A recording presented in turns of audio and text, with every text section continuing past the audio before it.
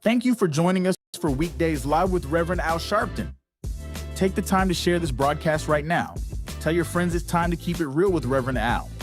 Comment your questions now in the chat or call Reverend Al Sharpton directly on air at 877-532-5797. Now stay tuned for Reverend Al.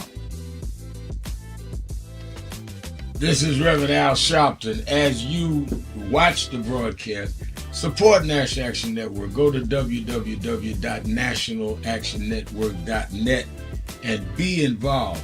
You can join, take your membership right online, www.nationalactionnetwork.net. Getting ready to start the program, but we need you to be part of the movement.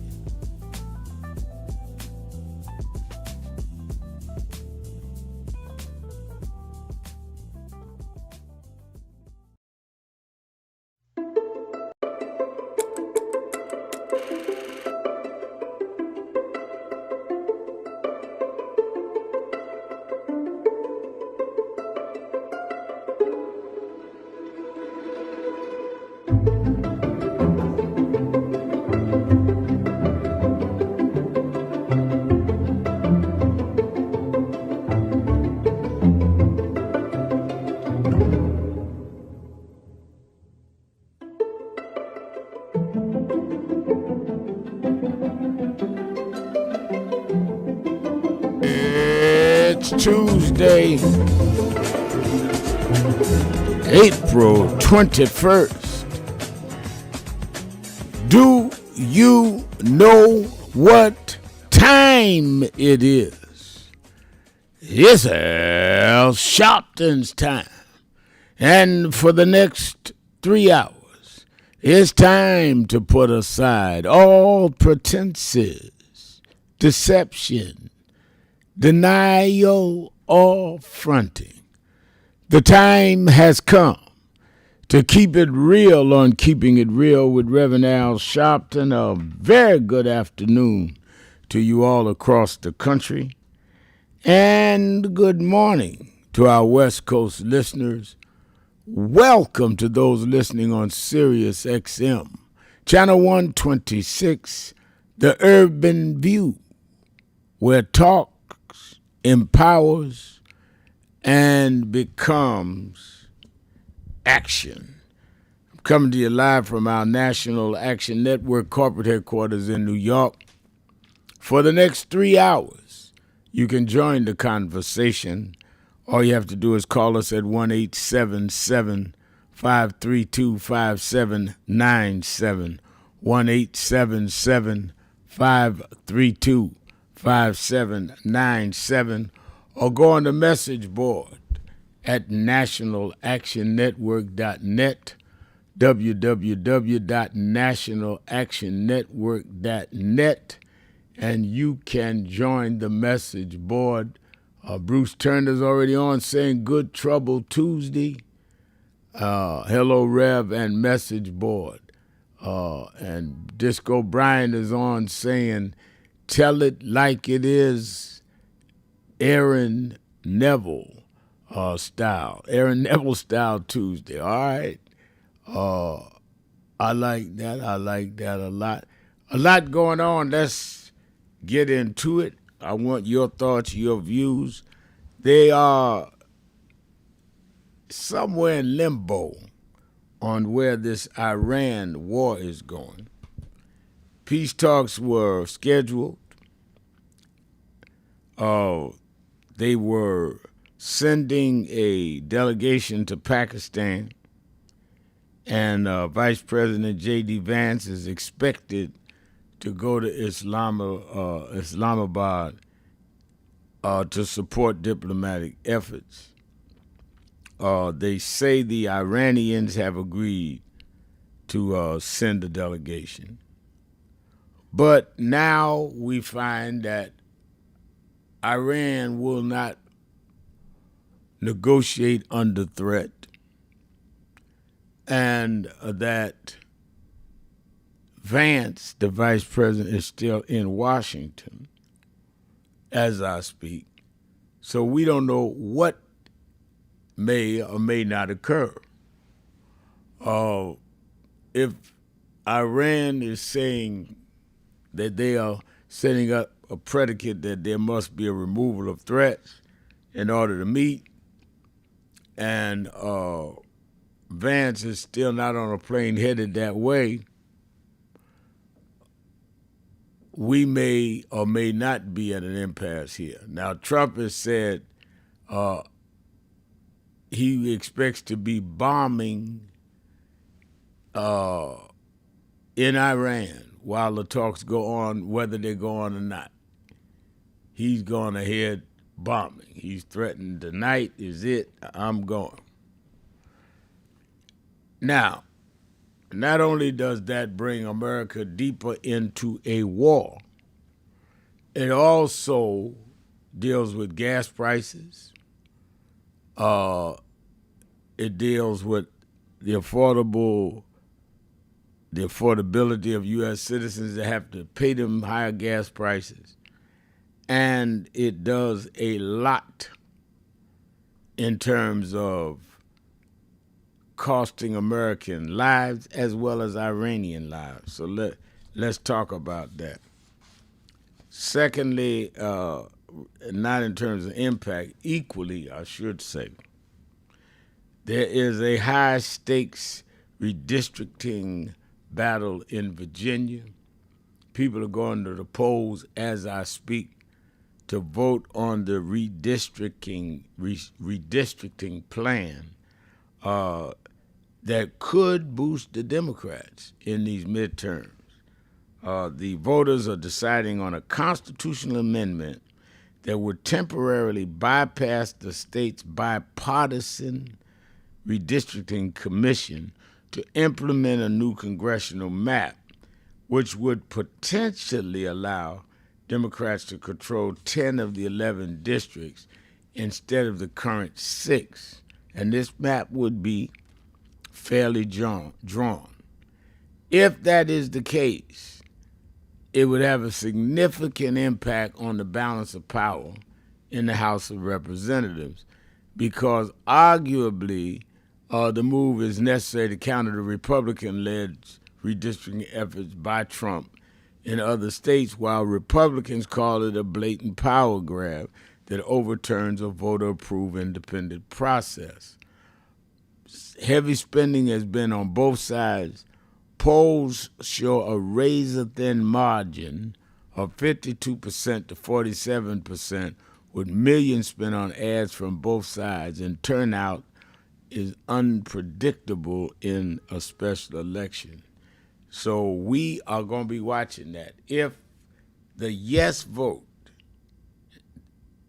if you vote yes, which is voting with what the Democrats has proposed, it will bring about additional House seats right there in Virginia. And it would mean the Democrats will control 10 to 11 districts instead of the current 6, which then means they can bring more members to Congress, which then means that we could tip the scale in terms of what party's in the majority in the House. And could mean, if it holds in the November election nationwide, Mike Johnson will no longer be Speaker of the House, where he chooses committee chairmen and chooses agendas. Hakeem Jeffries would be that. So this is about as serious as it gets. Let's talk about that. I see you, Sharon Richards from Connecticut. Thank you for joining us. We're also looking at what we've began to know about this sad, vicious rampage that left 8 children dead and 2 women injured in Shreveport, Louisiana yesterday.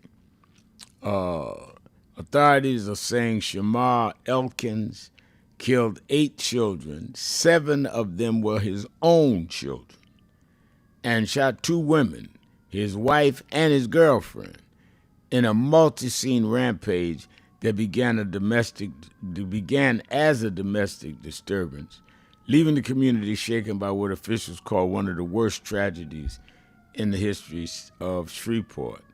The violence unfolded within minutes, starting with the shooting on Harrison Street, then moving to a home where children were killed, many of them in their sleep. Elkins then carjacked a vehicle before dying in a police confrontation, with officials still determining whether he was killed by officers or whether he took his own life. They're not sure that yet. He was a former National Guard member with a prior firearm conviction. Now, the community, of course, is outraged. Children were shot in the head, some while sleeping. It highlights the urgent need, in my opinion, of mental health and signs of what's going on with people. We should not let this story go without dealing with the underlying mental health problems. We also see at the same time Kevin Walsh was before the Senate this morning facing a grilling as he's been nominated by Donald Trump to be the Fed chair. That got a little interesting. And then Robert Kennedy Jr. is testifying in the House Energy and Commerce Committee, and he was hit hard with defending his budget and other things. So it's a whole lot to talk about on Tell It Tuesday, whole lot. And I think that I'm anxious to hear what you have to say on any and all of these issues, or if you want to bring up something else. But the Iran war, which is going to affect all of us, because all of us, one way or another, riding cars that the gas going up is going to affect us, and other items will go up. The killing in Shreveport, Louisiana, a man would kill 7 of his own children and another child and then shoot his girlfriend and his wife. Should be a wake-up call to all of us on mental health issues. And the whole question of the Fed chair and whether or not this person is confirmed is going to go totally Trump's way, which will affect the value of the dollar, will affect stocks and bonds. Fed chair has enormous power. That affects all of us. So everything I outlined, Kennedy Jr. and his anti-vaccine, other kind of things affects our health. Everything I'm talking about is not talking about somebody else's business. It's talking about stuff that jump right on our lap.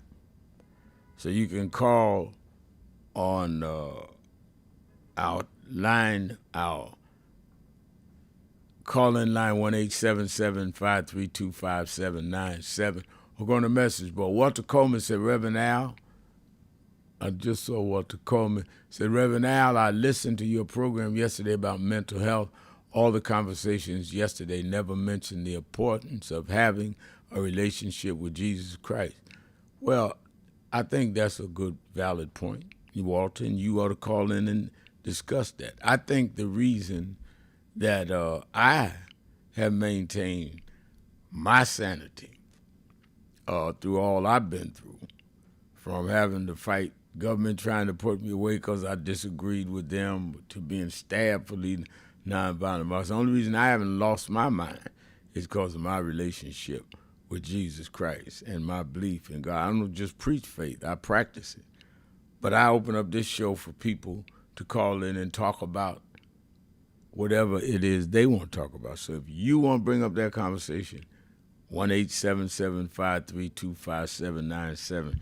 You certainly have a friendly ear here. But I let people talk about what they want to talk about. That's also part of what being a religious person is. Let people talk, not just preach to them. Don't preach down to people. Let's talk to each other. Let's take a break. I'll be right back. I'll open up the phones at 1-877-532-5797, 1-877-532-5797. Sharpton. Keeping it real. Tell it Tuesday. Be right back. Keeping it real.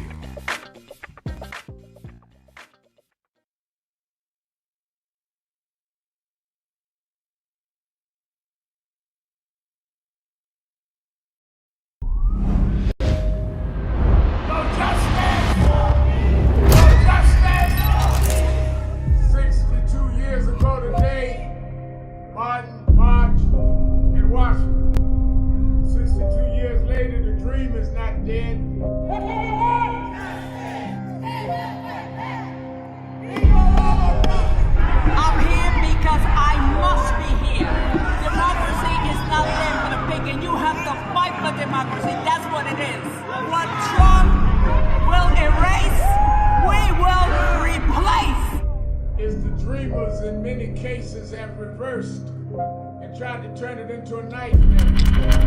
We come to Wall Street rather than Washington this year to let them know you can try to turn back the clock, but you can't turn back time. We gonna keep the dream alive on Wall Street.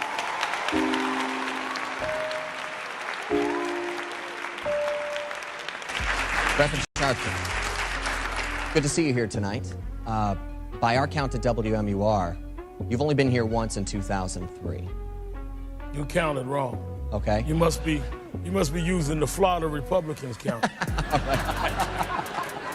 Nevertheless, as far as your visits are concerned, you have been here far less often than your colleagues here who have gone through the paces, met with the voters, done the grassroots style of campaigning that the voters of New Hampshire are expecting and looking for.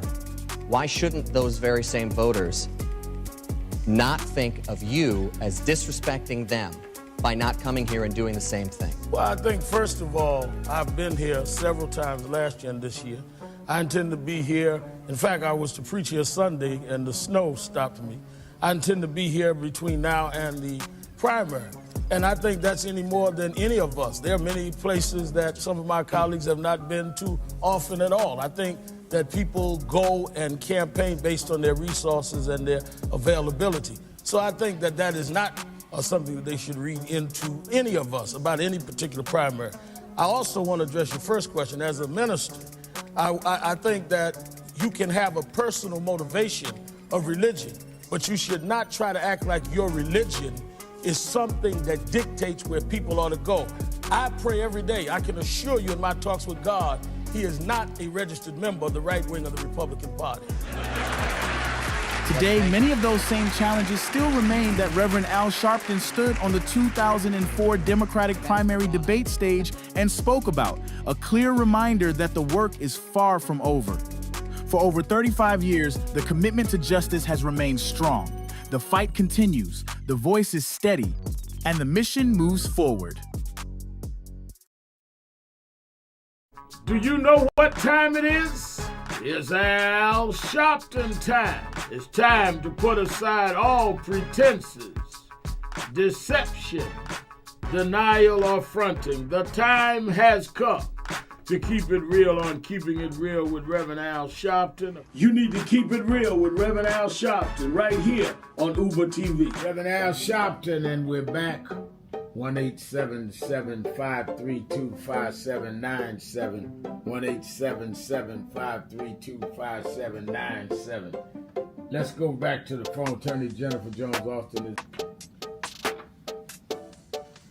You know, every day, Monday through Friday, I do 3 hours a day on Keeping It Real with Reverend Al Sharpton. I do 1 hour on Sunday mornings with Reverend Al Sharpton. And I'm live on radio and TV with the Saturday Action Rally. 7 days a week, I talk to our people, hear from them, to call in. I'm sick and tired of people talking for people that they don't talk to. So go on www.nationalactionnetwork.net. Listen to my show, call in, express your opinion. You don't have to agree with me. But let's start talking to each other rather than about each other and lecturing at each other. Let's keep it real with Sharpton. Happy 20th anniversary to Reverend Al Sharpton on 20 years of keeping it real. 2 decades of truth-telling, fearless advocacy, and keeping the people informed and empowered. Thank you for always speaking power to justice and standing firm for what's right. Here's to 20 years of impact and many more to come.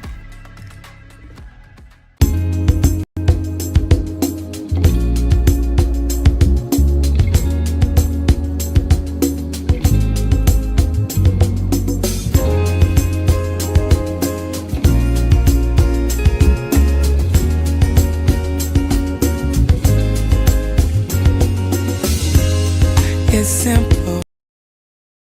But Reverend, it looks bad now. Look at Iran. Look at what's going on in Minnesota. Look on. Yeah, but I was raised by them to realize that after storms, if we do the right thing in the storm, if we organize, if we register, if we do what we're supposed to do, there's always a rainbow coming out. The rainbow don't show until the storm is over. The rainbow gonna come out in November. The rainbow gonna come out in 28. We gonna fix these tricks in 26 and march through the gates in 28. We didn't come this far to turn around now. We won't go back. We won't go back. We won't go back.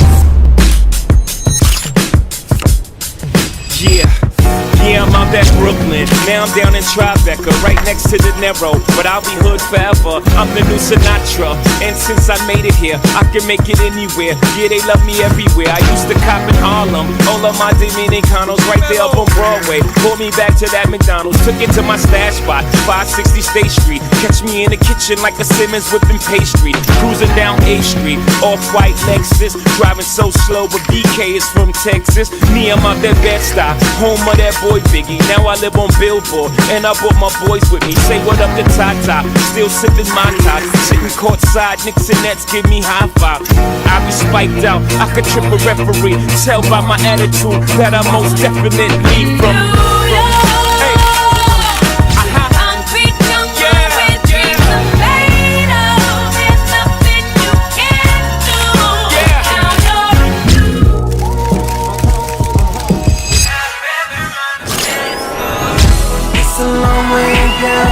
It's so high off the ground, sending for an angel to bring me high. Girl, where did you come from? Got me so undone. Gazing your eyes got me saying, what a beautiful lady. Go with them to maybe releasing my heart and it's feeling amazing. There's no one else that matters. You love me, and I won't let you fall, girl. Don't get it twisted. Everybody hollering loud ain't saying something. We need activists that are at large, but we need those that will continue these institutions and these organizations. If you are what you should be, you don't have to have nobody step aside. I'm your host, Reverend Al Sharpton. Tell it Tuesday, 1-877-532-5797, 1-877-532-5797. And I really want us to really dig deep today on these issues on redistricting and mental health, all of these issues. And I think that there is absolutely a spiritual side to this. And there's also a practical side to it. I think that people that only deals with the practical and not the spiritual will never get the total solution because people's spirits are messed up. It will never get them at peace with whatever else they're trying to do. But if you're all spiritual and don't deal with the practical, then you're not following Christ, you're just quoting him. Or whatever religion you believe in. Religion not practiced is a show of, in my opinion, a lack of faith. Because if you're going to just sit there and expect God to do it all for you, then that's you copping out from what God put you here for. And God didn't put you here to sit up on the couch and just tell everybody else, turn to Christ. He wants you to show some sign. Faith without work is a dead thing. And I think that we need to deal with all these issues forthrightly. 1-877-532-5797. Cedric Cooper says on the message board, no longer can we sit back and say, not in my neighborhood. Yes, it's happening right in your house, everybody. Everybody needs to be engaged and involved. That's right. We used to sit back and watch massacres and shootings like this, and first thing people would say, and y'all know I'm not lying, well, they black. If they wasn't black, we'd relax. Well, now they black. Black man killed 8 children yesterday, 7 of his, and shot the wife, and shot the girlfriend. A few days before that, the former black lieutenant general, lieutenant governor of Virginia kills his wife and kills himself with their 2 teenage kids in the house. Same week. Right before that, some young gangbangers shoot in a crowd with a gang fight, reportedly, Brooklyn, New York, and kill a 7-month-old baby.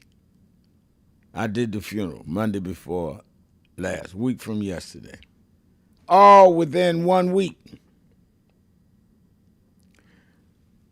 We are going to have to deal with these things.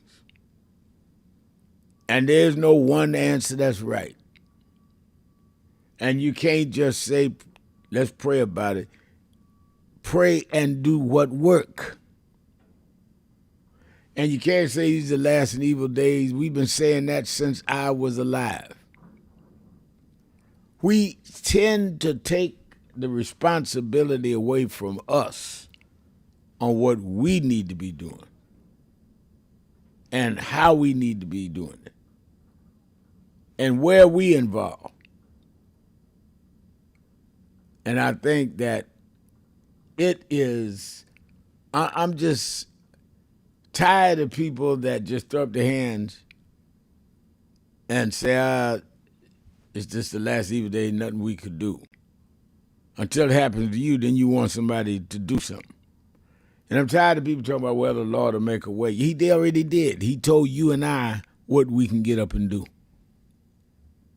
Quit copping out and blaming it on God.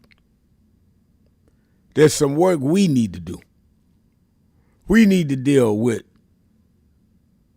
how we deal with mental health in our communities, how we deal with the politics of it so that mental health is funded, how we deal with the whole breakdown of how they're trying to take away our power so we can't deal with it. How does that correlate, Reverend? I'll tell you how. We're spending $2 billion with a B dollars a day fighting a war in Iran and don't know why we're there. But we don't have no money for mental health programs. We don't have no money to continue the Affordable Care Act. We don't have no money to deal with public education. But we got $2 billion a day, not total, a day, to keep a war going that none of us understand why we in there, including Donald Trump. He can't explain what we in there for. And you sit up talking about, well, I ain't got nothing to do with it. If you pay taxes, you're paying for it. If you buy gas, you're being penalized by it. So don't act like you ain't got nothing to do with it. You got everything to do with it. You just too either lazy and ungrateful or scared to get involved and say we got to do something. Until somebody do something in your household, then you want everybody to respond. I'm telling you, we've got to stop this nonsense of violence, of mental health going undealt with, and we certainly have got to stop this not voting in the right people that deal with the needs of the people. All right, let's take a break. I'm going to open up the phones. 1-877-532-5797, 1-877-532-5797. Sharpton, keeping it real. Be right back. Keeping it real.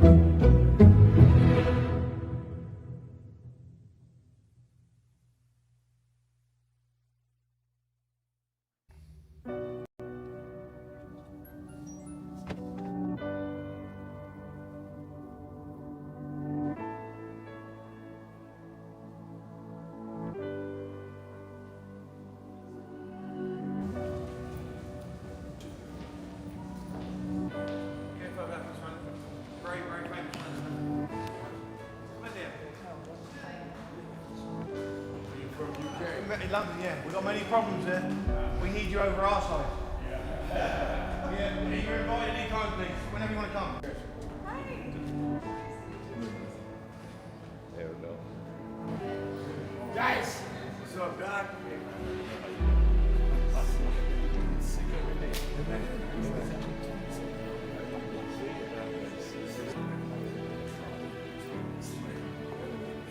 So we are in not a political dilemma, we are in a moral dilemma.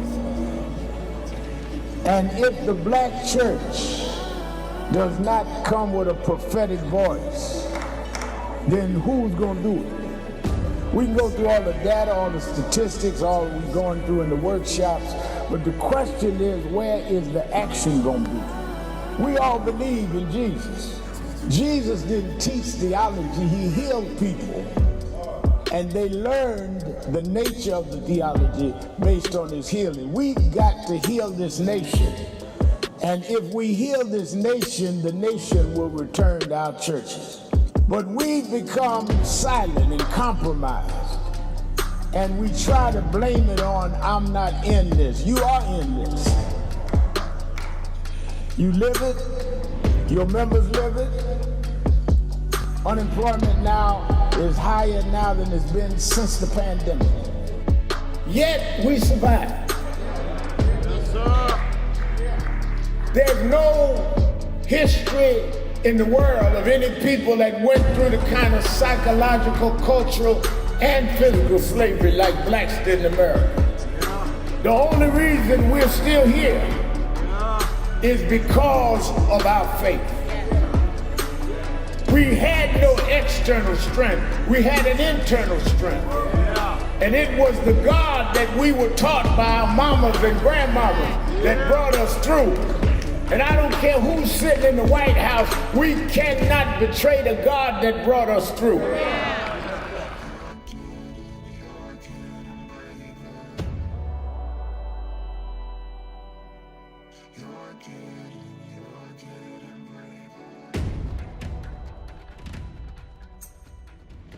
Letting the joy unfold. I'm living my life like it's golden. Living my life like it's golden. Living my life like it's golden. Living my life like it's golden. Living my life like it's golden. Golden. Living my life like it's golden. Living my life like it's golden. Living my life like it's golden. Living my life like it's golden. Living my life like it's golden.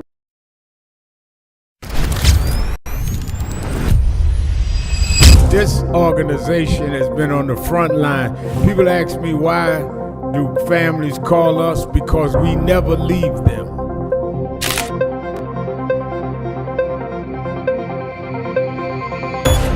No justice.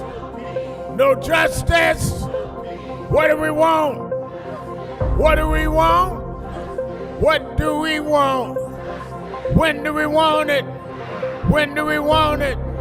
When do we want it?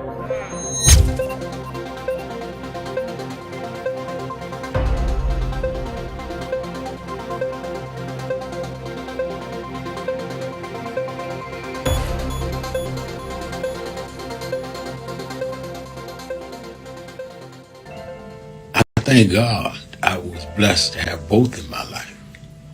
Both historic, strong figures. But if I misuse them and listen to not only figures that are not as historic as them, but figures that had nothing to do with the calling and purpose of my life, I would live confused. I'd be double-minded.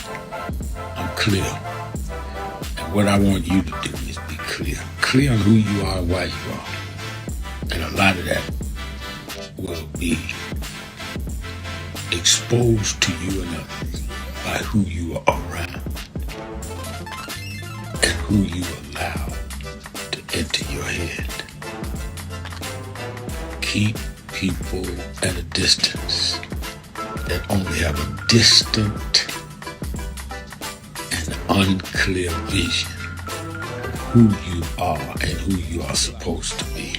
Keeping it real. They could be your blood relatives, but they could. I am your host, Reverend Al Sharpton, and we're back.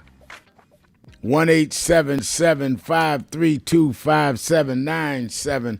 1-877-532-5797.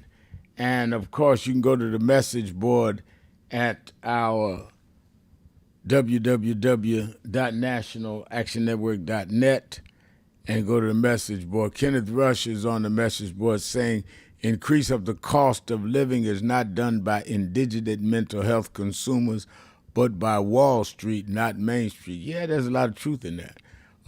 It is definitely done by Wall Street. But I don't think we deal with one or the other. I certainly deal with Wall Street. I think we had the largest march on Wall Street in the last several years, just in August of last year. But I think we got to deal with Wall Street and the mental health issues, not one or the other. It's both and. Now, Wall Street may precipitate some policies that helps to enhance the problem of mental health, but we still got to deal with the problem. And we got to deal with Wall Street. I agree with that. Let's go to the phone. I want to go to Chicago to my dear friend, the beloved Miss Eunice. Miss Eunice, you're keeping it real with Al Sharpton. Good afternoon, Rev. How are you? I'm doing well. How are you? Oh, fantastic. Rev, this violence is beyond belief. Mental health is running rampant. People need help because they don't know how to solve conflicts and they act it out. And it doesn't do good for anybody, society, and then the families are gone, so it's really a hardship. And, Reverend, I'd like to know, Kushner should not be in negotiating session if he has not been cleared by security, but he goes on and on. And to think of Robert Kennedy Jr. as health czar is frightening. And the Republican cowards confirmed him. Also, Cash Patel of the FBI, Pete Hegseth, is he calling it the Department of War instead of the Department of Defense? Yes, he does. Rev? That's what he calls it. Yeah, okay. Yeah, okay.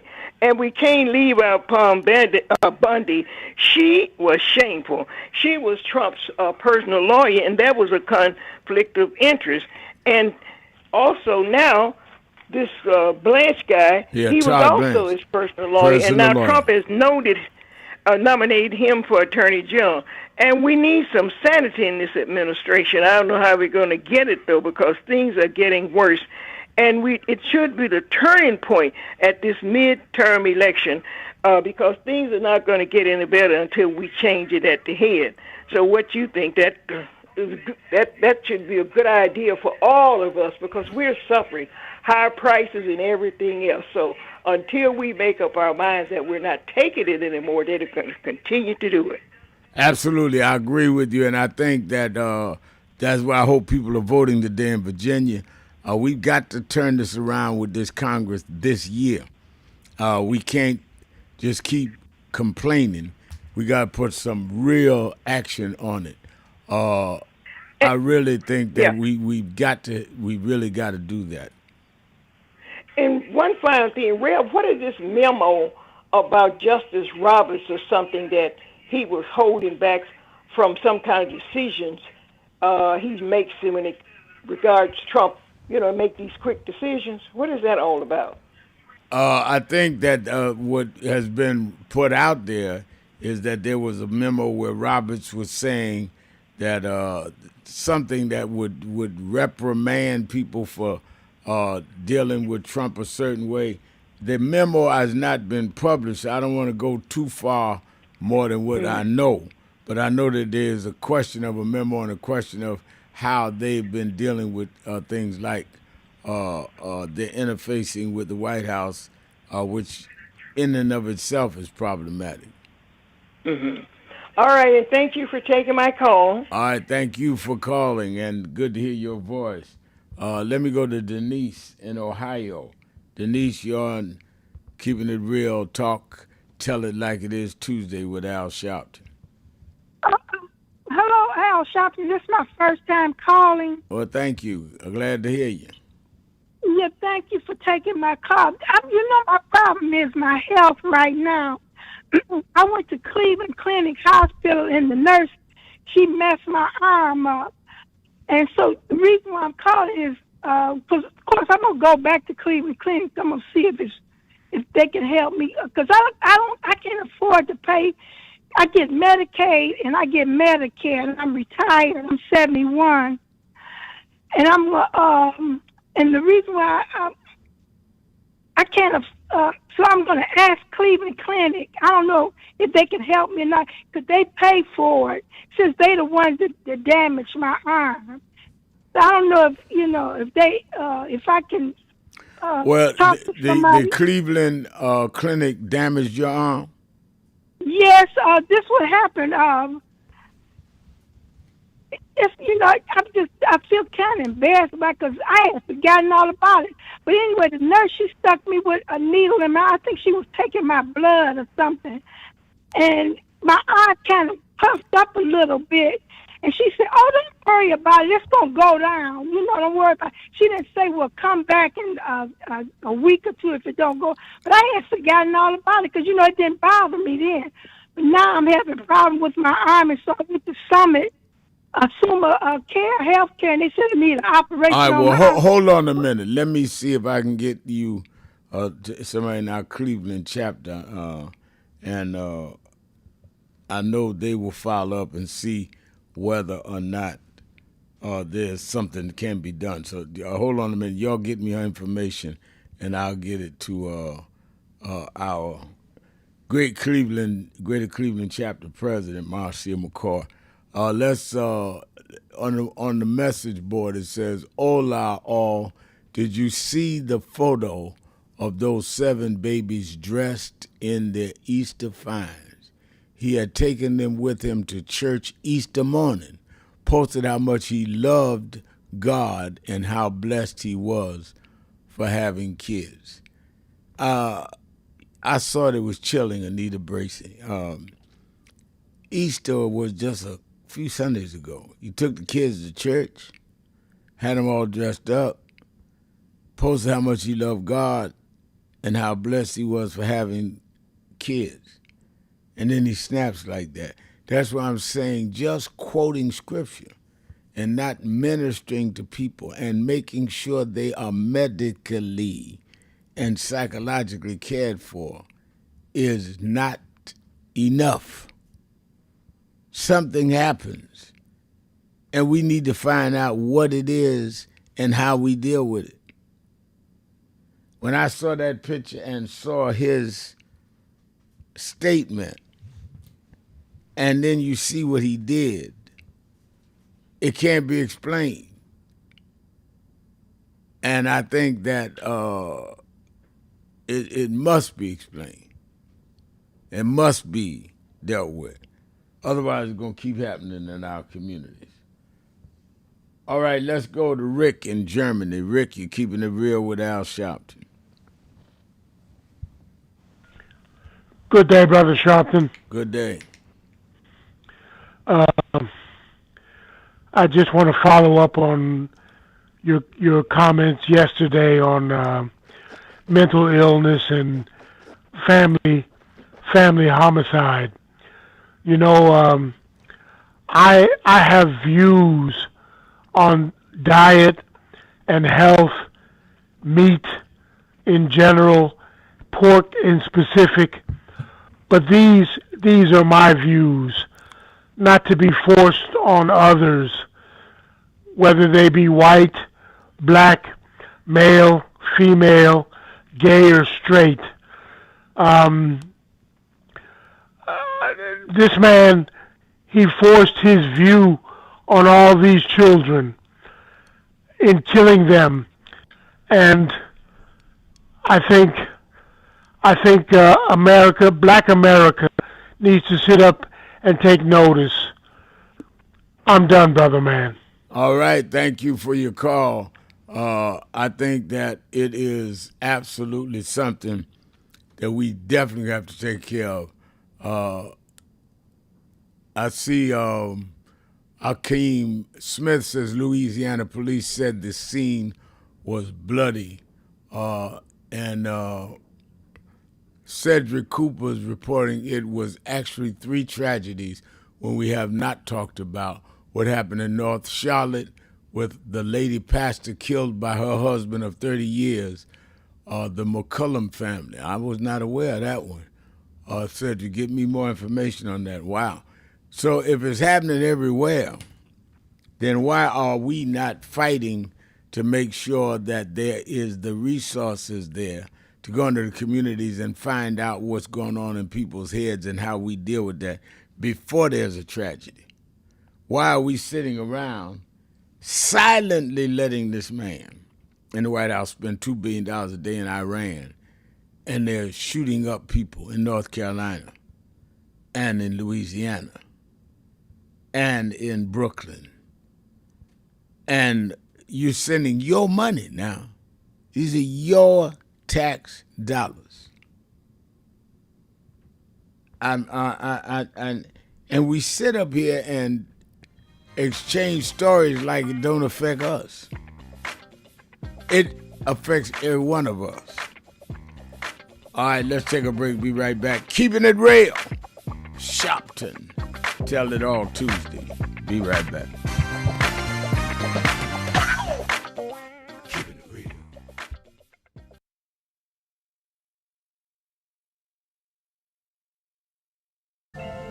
I thank God I was blessed to have both in my life. Both historic, strong figures.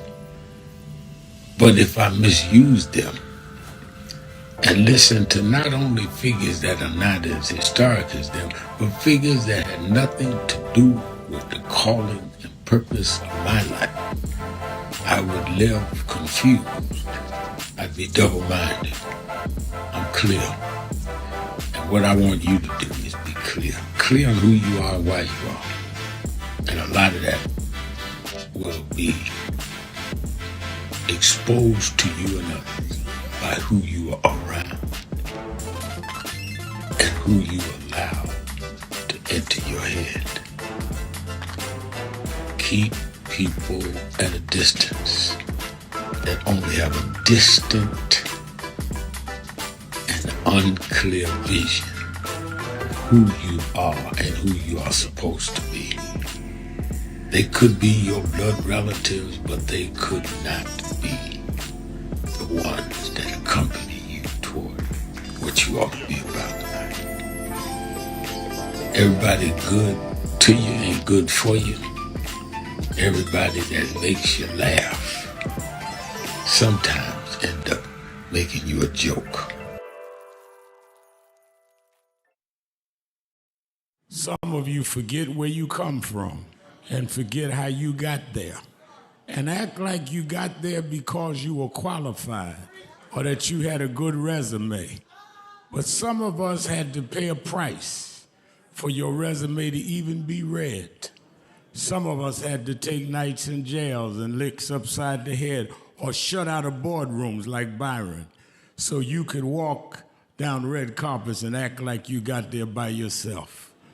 So I received this award with a special place in my heart and on my shelf because I'm getting it from a freedom fighter who never forgot where he came from and how he got there.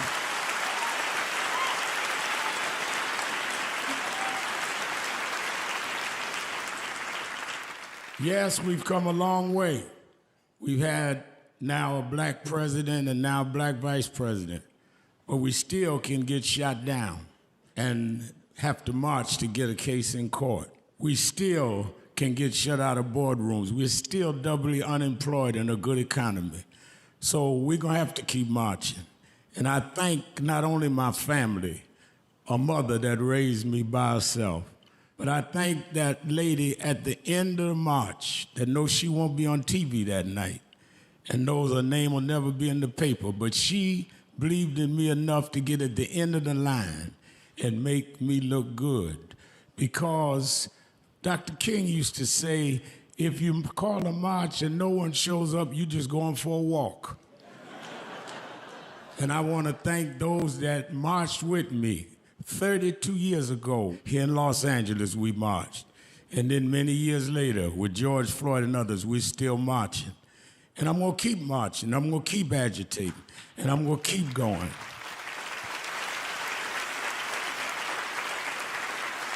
Until we don't have to do it anymore.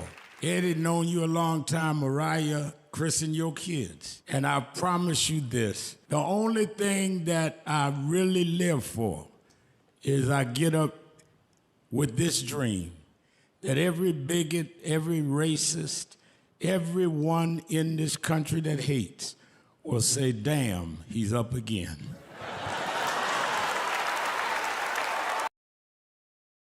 "22 years ago, Reverend Al Sharpton stood on the 2004 Democratic primary debate stage, speaking truth to power and challenging the nation to do better.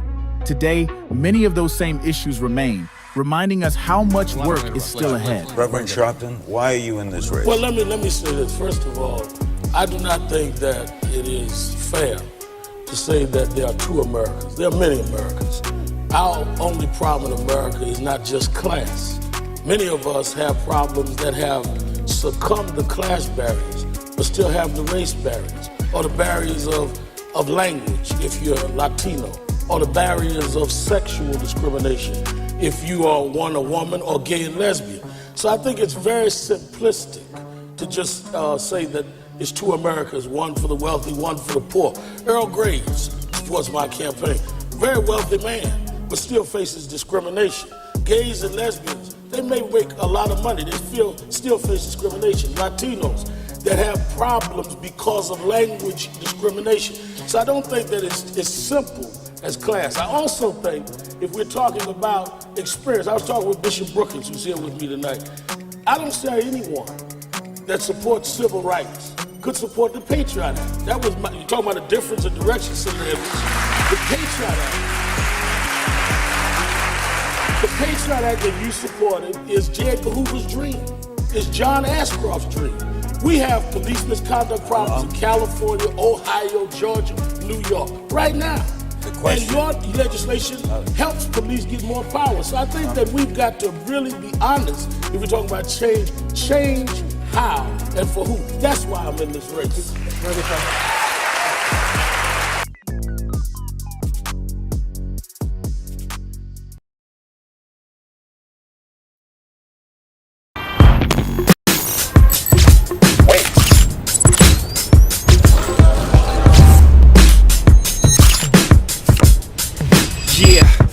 Yeah, I'm out at Brooklyn. Now I'm down in Tribeca, right next to the Narrow. But I'll be hood forever. I'm the new Sinatra. And since I made it here, I can make it anywhere. Yeah, they love me everywhere. I used to cop in Harlem. All of my Dominicanos right there up on Broadway. Pulled me back to that McDonald's. Took it to my stash spot, 560 State Street. Catch me in the kitchen like a Simmons whipping pastry. Cruising down A Street, off-white Lexus. Driving so slow, but BK is from Texas. Me, I'm out that Bed-Stuy, home of that boy Biggie. Now I live on Billboard, and I brought my boys with me. Say what up to Tata, still sipping my top. Sitting courtside, Knicks and Nets give me high five. I be spiked out, I could trip a referee. Tell by my attitude that I most definitely from.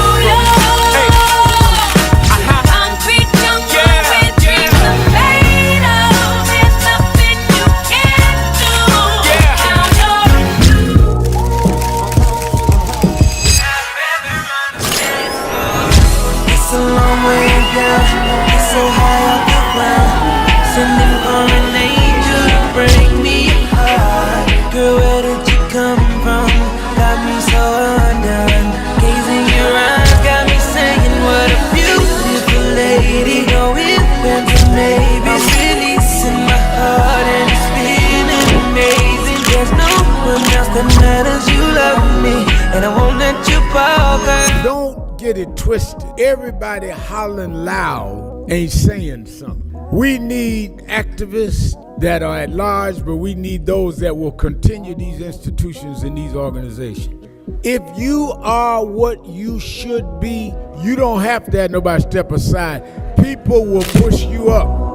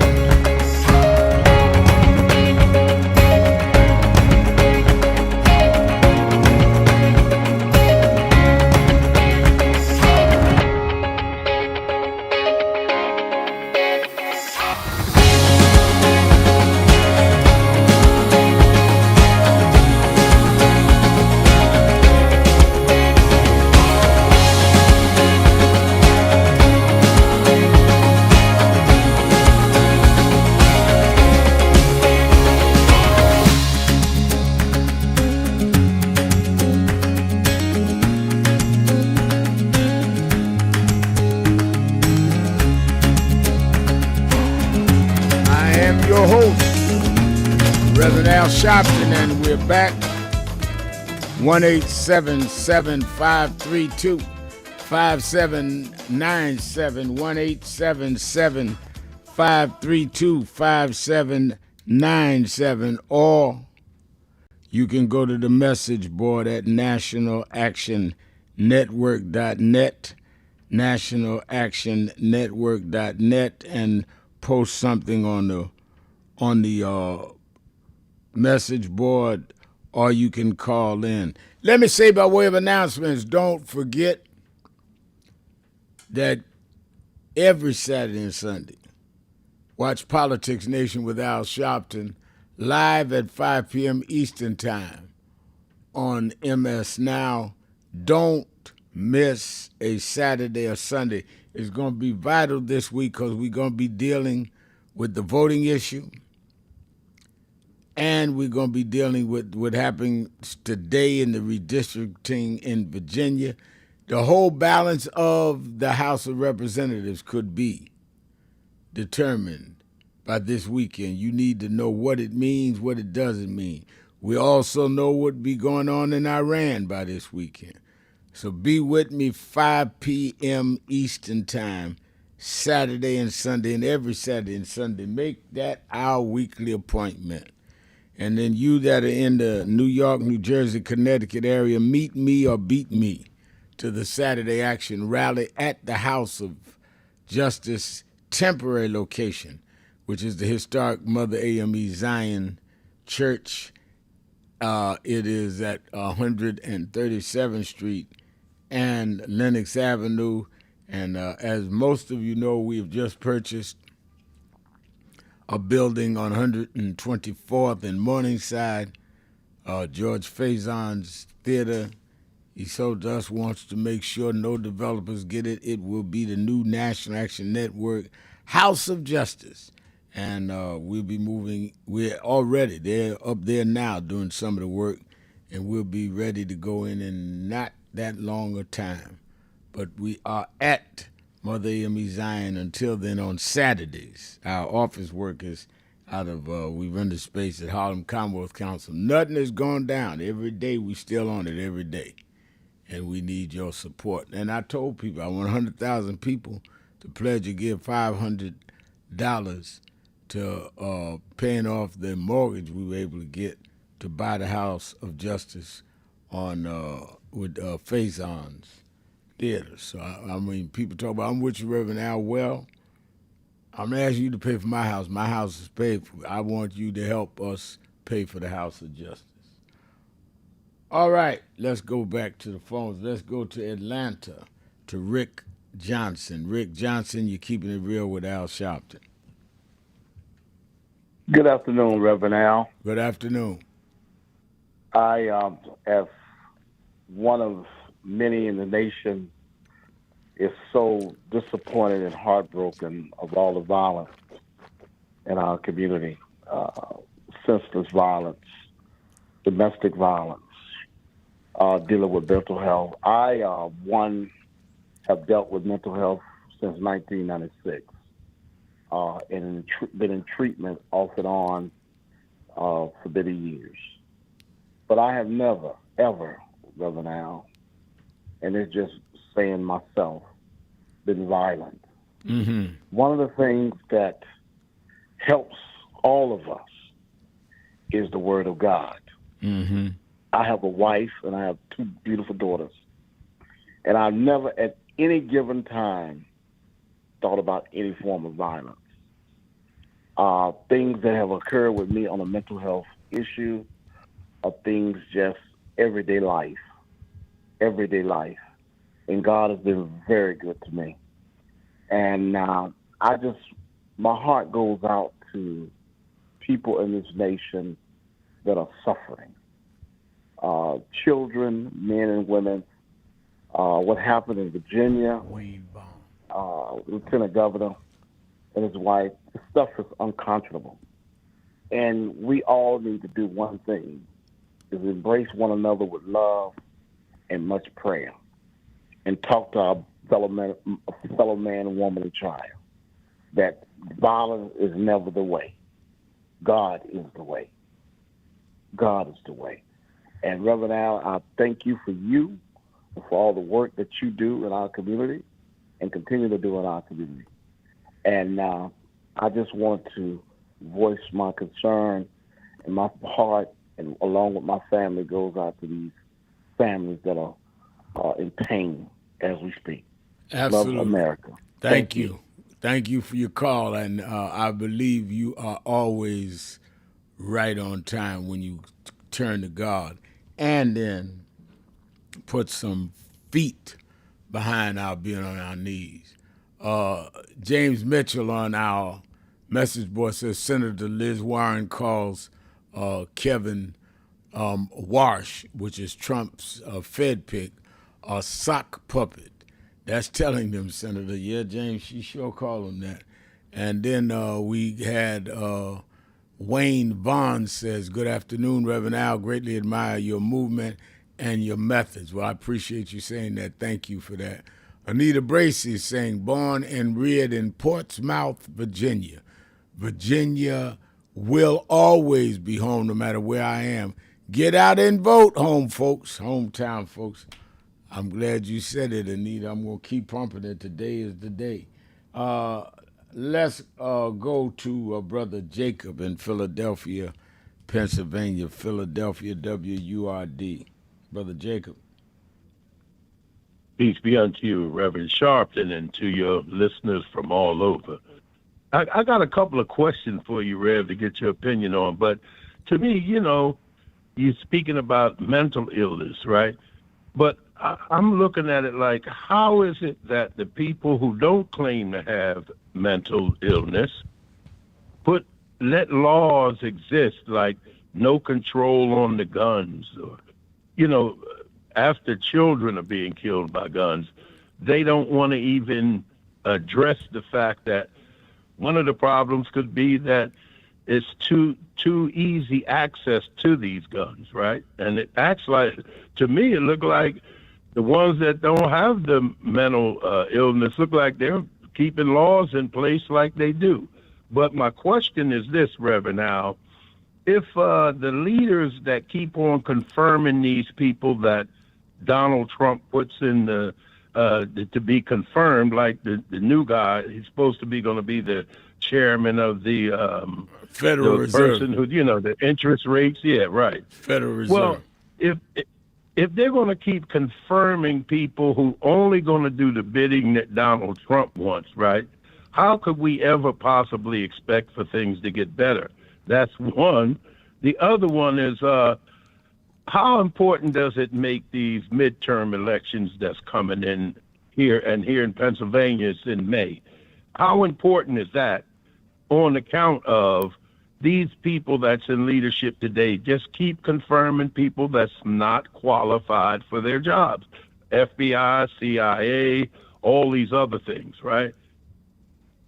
Well, I think you raised good points. I think that the reason that these people that supposed to have good sense are not doing anything about mental health, the reason why they, if they keep voting the way they're voting, we're not going to change the question of affordability, is because we're not voting in the numbers to get those people out. These are the same people, and they got elected because many of us did not come out and vote.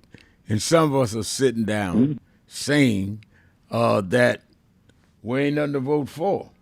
And I think that, Brother Jacob, we've got to say, what you vote for is not to have people in office that let $2 billion a day, not a week, not a year, a day.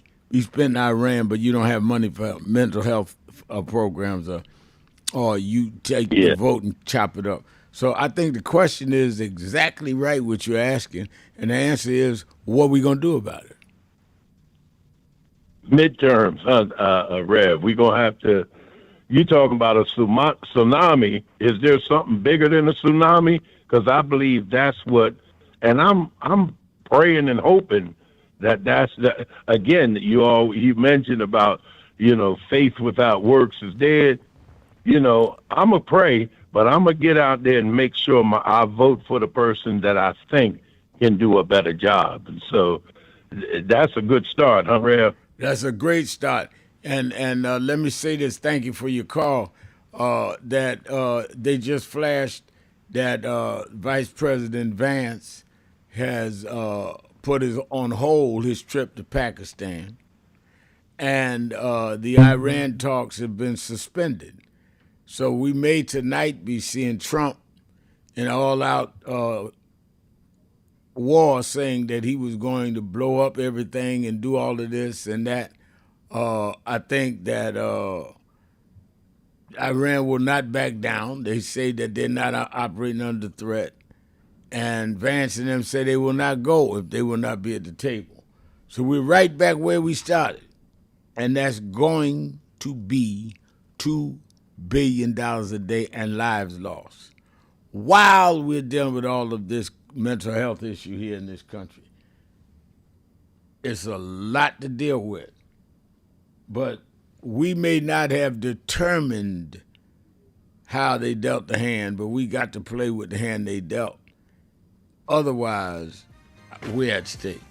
Let's take a break. Be right back. Keeping it real. Tell It All Tuesday. 1-877-532-5797. Sharpton. Be right back.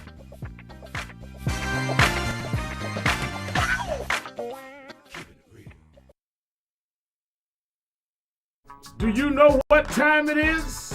It's Al Sharpton time. It's time to put aside all pretenses, deception, denial, or fronting. The time has come to keep it real on Keeping It Real with Reverend Al Sharpton. You need to keep it real with Reverend Al Sharpton right here on Uber TV. Reverend Al Sharpton, and we're back. 1-877-532-5797. 1-877-532-5797. Let's go back to the phone. Attorney Jennifer Jones Austin is. Every day, Monday through Friday, I do 3 hours a day on Keeping It Real with Reverend Al Sharpton. I do 1 hour on Sunday mornings with Reverend Al Sharpton. And I'm live on radio and TV with the Saturday Action Rally. 7 days a week, I talk to our people, hear from them, to call in. I'm sick and tired of people talking for people that they don't talk to. So go on www.nationalactionnetwork.net. Listen to my show, call in, express your opinion. You don't have to agree with me. But let's start talking to each other rather than about each other and lecturing at each other. Let's keep it real with Sharpton. Happy 20th anniversary to Reverend Al Sharpton on 20 years of Keeping It Real. 2 decades of truth-telling, fearless advocacy, and keeping the people informed and empowered. Thank you for always speaking power to justice and standing firm for what's right. Here's to 20 years of impact and many more to come.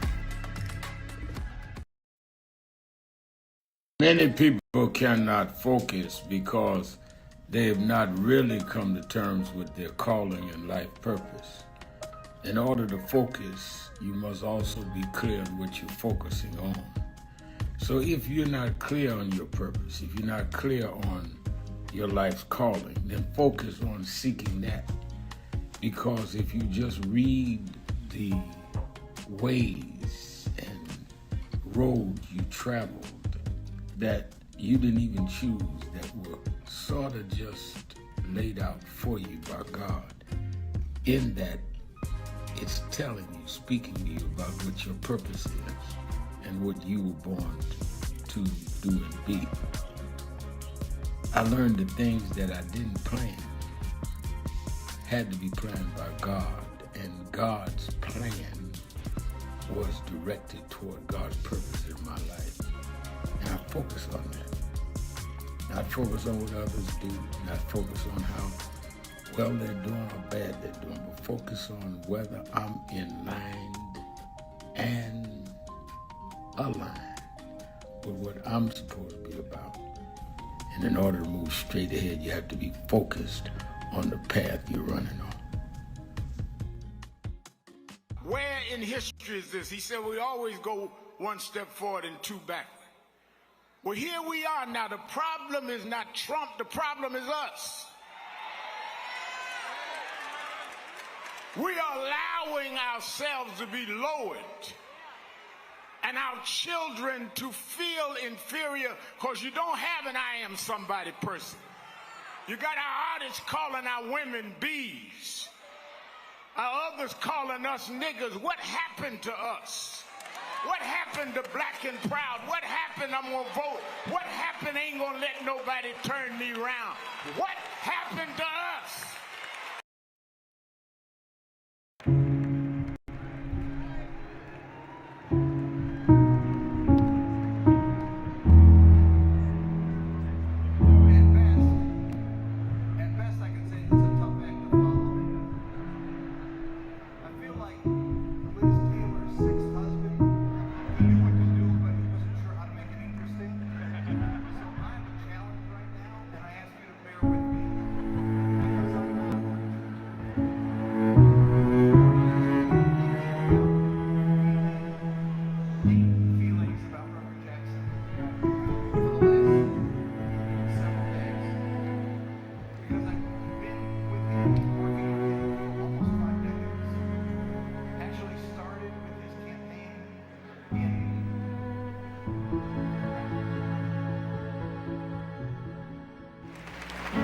Reverend Sharpton, how do we begin to make peace with our past?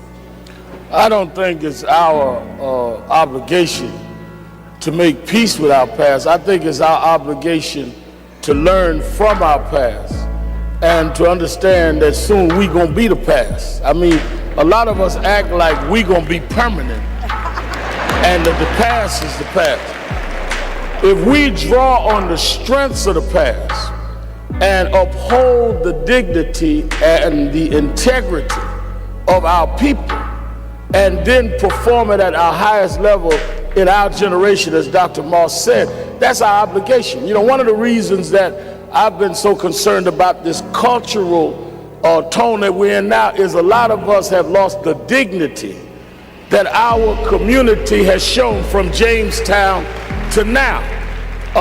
I've questioned some of the artists that no longer sing to uplift us. And there's never been a generation that didn't use our music and our culture to lift us up.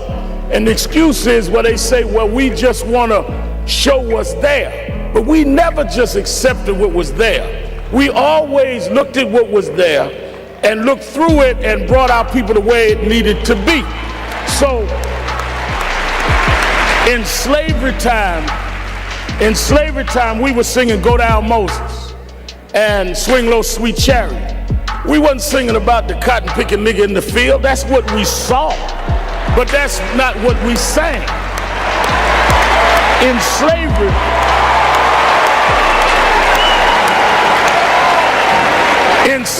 in segregation time, we were singing We Shall Overcome. Ain't gonna let nobody turn me around. We wasn't singing the hoe in the back of the bus. So where is this coming from? And that's what we need to challenge.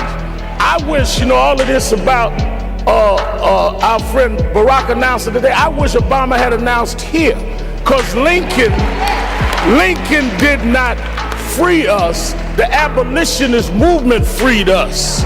Lincoln accommodated to freedom fighters. He was not a freedom fighter. Kennedy accommodated the king.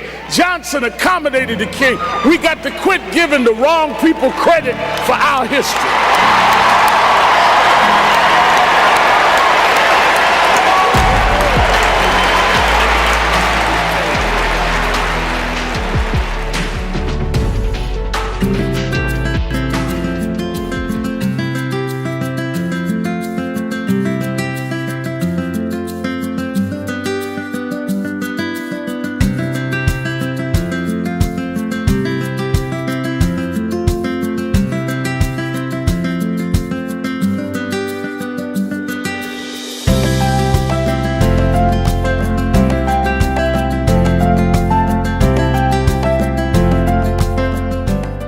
Keep hope alive. Keep hope alive. Keep hope alive on tomorrow night and beyond. Young America, hold your head high now. We can win. You must never stop dreaming. Face reality, yes, but don't stop with the way things are. Dream of things as they ought to be. Dream. Face pain, but love, hope, faith, and dreams will help you rise above the pain. Use hope and imagination as weapons of survival and progress, but you keep on dreaming, young America. Dream of peace. Peace is rational and reasonable. War is irrational in this age and unwinnable.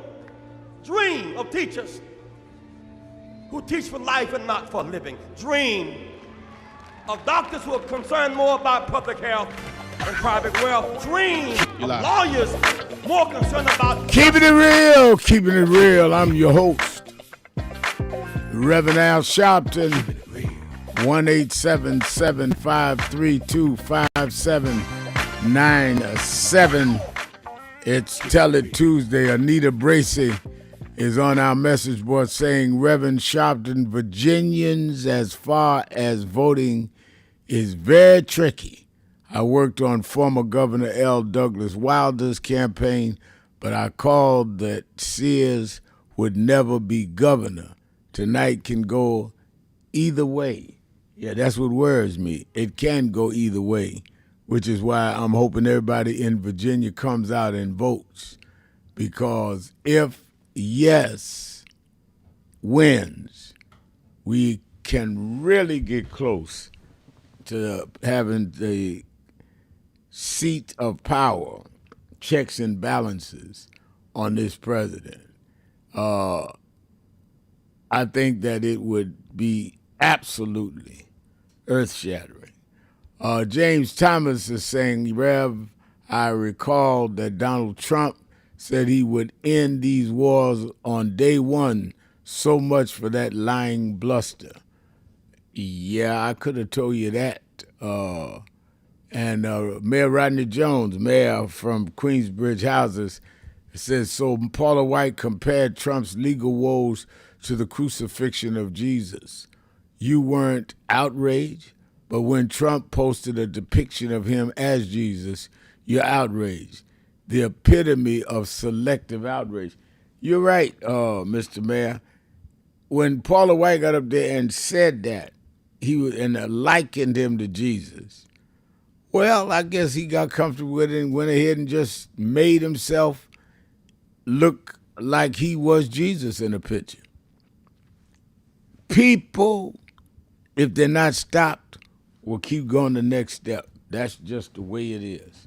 All right, let's go to Disco Brian in Philadelphia, WURD. Brian? Rev, it is the 10th anniversary of the passing of the prophet who led me to you, Prince. This lyric from Colonized Mind resonates so strongly with everything everyone's called in about regarding mental health. Upload the master race idea, genetically disposed to rule the world. Download a future full of isolated boys and girls. If you look, you're sure going to find throughout mankind's history a colonized mind. The one in power makes law, under which the colonized fall, but without God, it's just the blind leading the blind. So shout out to Prince. And Rev, another shout out I'd like to give is to Jarrell XL. He is a brother from another mother that lives in Atlanta, who I know only via social media, sadly. But he gives me purpose every time I see him post. He said he's 10 toes down with Reverend Al after your Saturday sermon. And I also want to acknowledge Ekta Shah, a sister who reposted your words from Twitter to Blue Sky and told her followers to read, reread, and read again. Reverend Al, you have got real support over on Blue Sky, and Blue Sky would welcome you, and we would love to see Nan there as well. We need to get over there to Blue Sky. I thank you for that suggestion, and I want to thank those that are reproducing or repeating it or sharing it, because serious times we don't have time for foolishness. And thank you for what you do and stand up for, and thank you for reminding us about Prince 10 years ago today. Amen. And I just wanted to also remember, or bring this up. Brother Jarrell XL wrote this just a few minutes ago on Blue Sky. It says, leftists are MAGA. Their superstars ignore the civil rights movement, and say Democrats haven't done anything great in 100 years. That's MAGA. They say we need to move on from identity politics and are silent on how DEI rollbacks have affected the black workforce. That's MAGA. So shout out to Brother Jarrell XL, and respectfully to Brother Jihad from yesterday, Rev. I did not misunderstand Mayor Mamdani. I posted the clip on my Twitter at Disco Brian Davis so anybody can see it. Mamdani said 100 years ago the Democratic Party had a clear vision. It is 2026. That means 1926. If the mayor meant FDR, then he's in need of a refresher on 5th grade history and 4th grade math. So let me give the mayor credit where it is due. Singing nursery rhymes to kids with President Obama was absolutely touching. And it's great that Mayor Mamdani continues to show up at NAN. And I am absolutely delighted that he hasn't joined his friends all over the country who are running as DSA progressives and primaries in the effort to push out Hakeem Jeffries as leader of the Democrats. But if Mayor Mamdani truly values NAN, my question is why he doesn't, or why that doesn't show up more clearly in how he uses his platform. For instance, it's nice that he showed up for the March on Wall Street, but he failed to galvanize 20 or 50,000 of his loyal fans to join us last August. He knows how to promote stuff. He failed to do so in that case. And why is he better at signaling coolness to someone like Hassan Piker and Andrew Schultz than he is at teaching his fans the importance of black democratic institutions like National Action Network? And this, Rev, is where I part company with Brother Jihad most strongly. Who leaders choose to laugh with, platform, and normalize matters. Hassan Piker is no longer a side issue. Republicans are already tying him to Democrats. And why wouldn't they? When prominent Democrats like Pod Save America keep treating him like harmless fun. Rev, this is a man who praises the Chinese and Iranian models of tyrannical governance as superior to liberal democracy. This is a man who demeans black critics in the most disgusting terms and has praised Hamas as, and I quote, 1,000 times better than Israel. No, and I think we've talked over and over about Piker. I don't want to give him no more oxygen. I get your point. Thank you. And I thank you, definitely understand your feeling. All right, thank you for your call. Let me go to Don in New Orleans. Don, you're keeping it real with Al Sharpton on Tell It Tuesday. Yes, sir, Reverend Al. How you? You're doing fine. I'm doing good. Yes, sir. And the brother brought up Franklin Delano Roosevelt.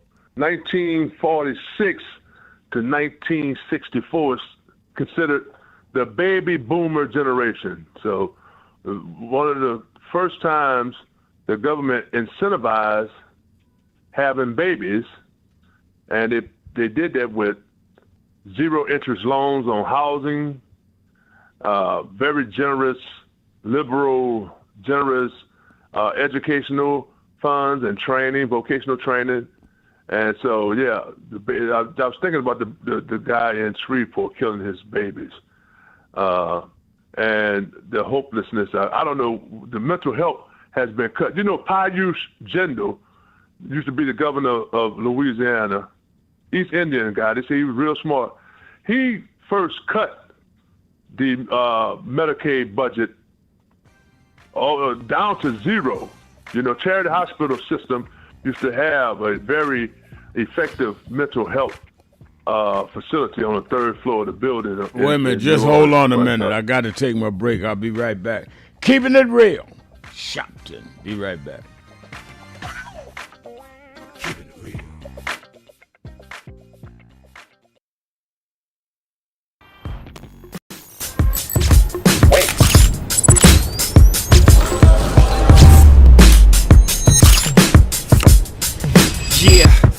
Yeah, I'm out at Brooklyn. Now I'm down in Tribeca, right next to the Narrow. But I'll be hood forever. I'm the new Sinatra. And since I made it here, I can make it anywhere. Yeah, they love me everywhere. I used to cop in Harlem. All of my Dominicanos right there up on Broadway. Pulled me back to that McDonald's. Took it to my stash spot, 560 State Street. Catch me in the kitchen like a Simmons whipping pastry. Cruising down A Street, off-white Lexus. Driving so slow, but BK is from Texas. Me, I'm out that Bed-Stuy, home of that boy Biggie. Now I live on Billboard, and I brought my boys with me. Say what up to Tata, still sipping my top. Sitting courtside, Knicks and Nets give me high five. I be spiked out, I could trip a referee. Tell by my attitude that I most definitely from.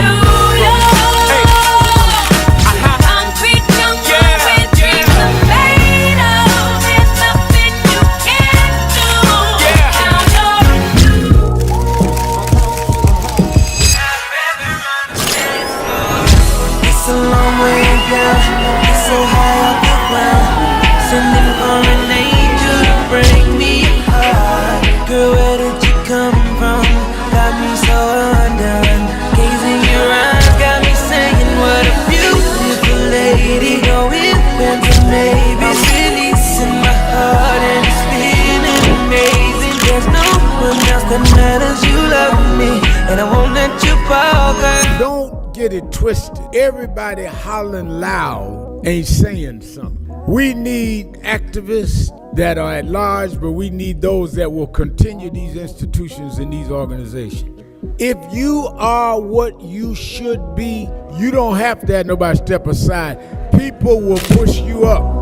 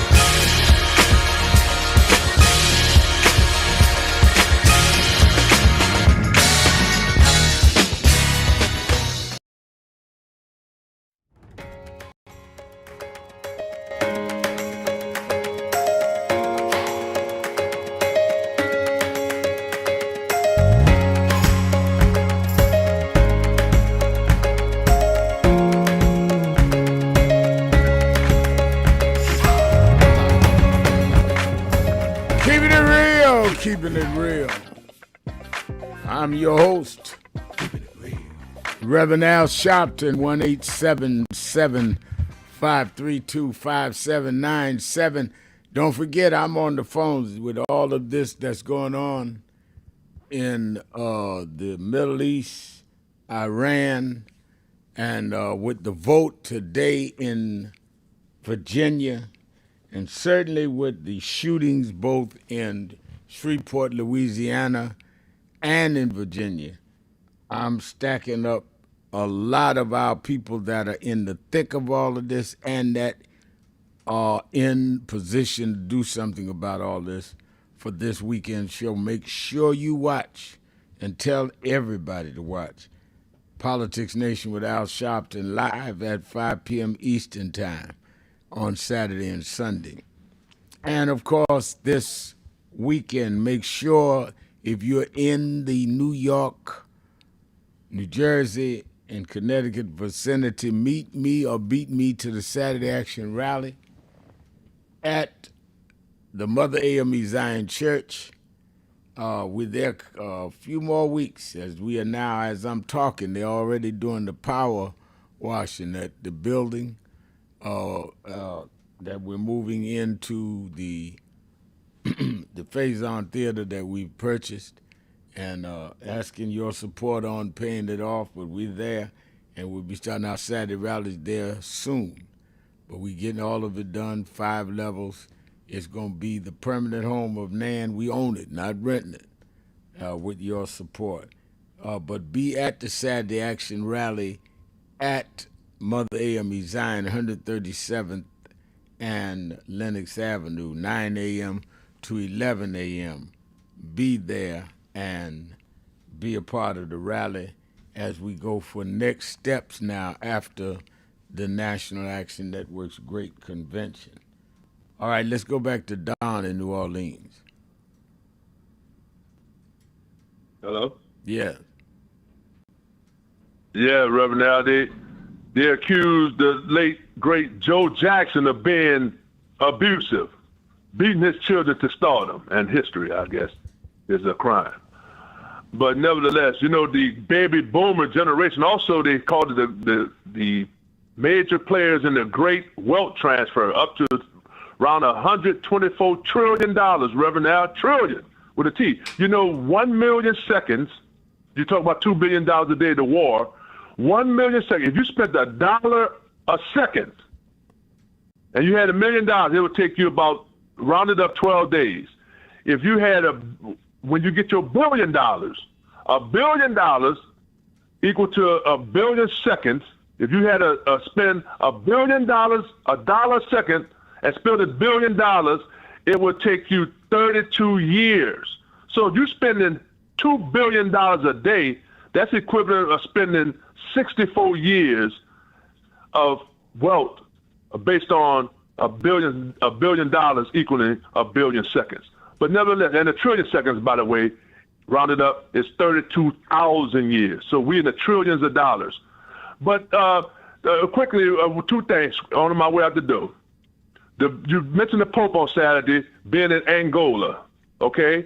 That's a great thing. But in Louisiana, they called the Louisiana State Penitentiary, the Supermax State Penitentiary in Louisiana, Angola, because it was a former plantation where most of the captives were from the country of Angola. And even our own people call it Angola. It's not Angola. It's Louisiana State Penitentiary. Now, they wouldn't call Louisiana State University football team, which has similar demographics. You had the white coaches and you had the black players. You had the white guards, you had the black inmates, majority. Why they don't call the Louisiana State University football program, LSU, they will never call it Angola. Right. They wouldn't make that mistake, but they called it the Chinese bandits back in the 50s. And one other thing, Reverend Al, when you talk about the cat, I mentioned Pope Leo being in Angola on his African trips. The Catholic Church has addressed child abuse by the priests. Many have gone to prison, got long sentences, and they're making financial not retribution, but financial means to the victims. Thousands, tens of thousands of victims. The Catholic Church has done this. Been ostracized for many things. The Catholic Church does. They have stepped up. I expect the Epstein file, all however million it is, to be released. I expect that because we got the vice president and the president challenging the Pope. And now, how can you be more hypocritical when you're holding back the Epstein files? And that's trafficking girls. And we talk about, so the theme is, today is, how do we protect our children? All right. I thank you for your call. Let me go to my man in Detroit, Michigan, the labor activist extraordinaire, Percy Johnson. Percy? Well, Mal. Yes, sir.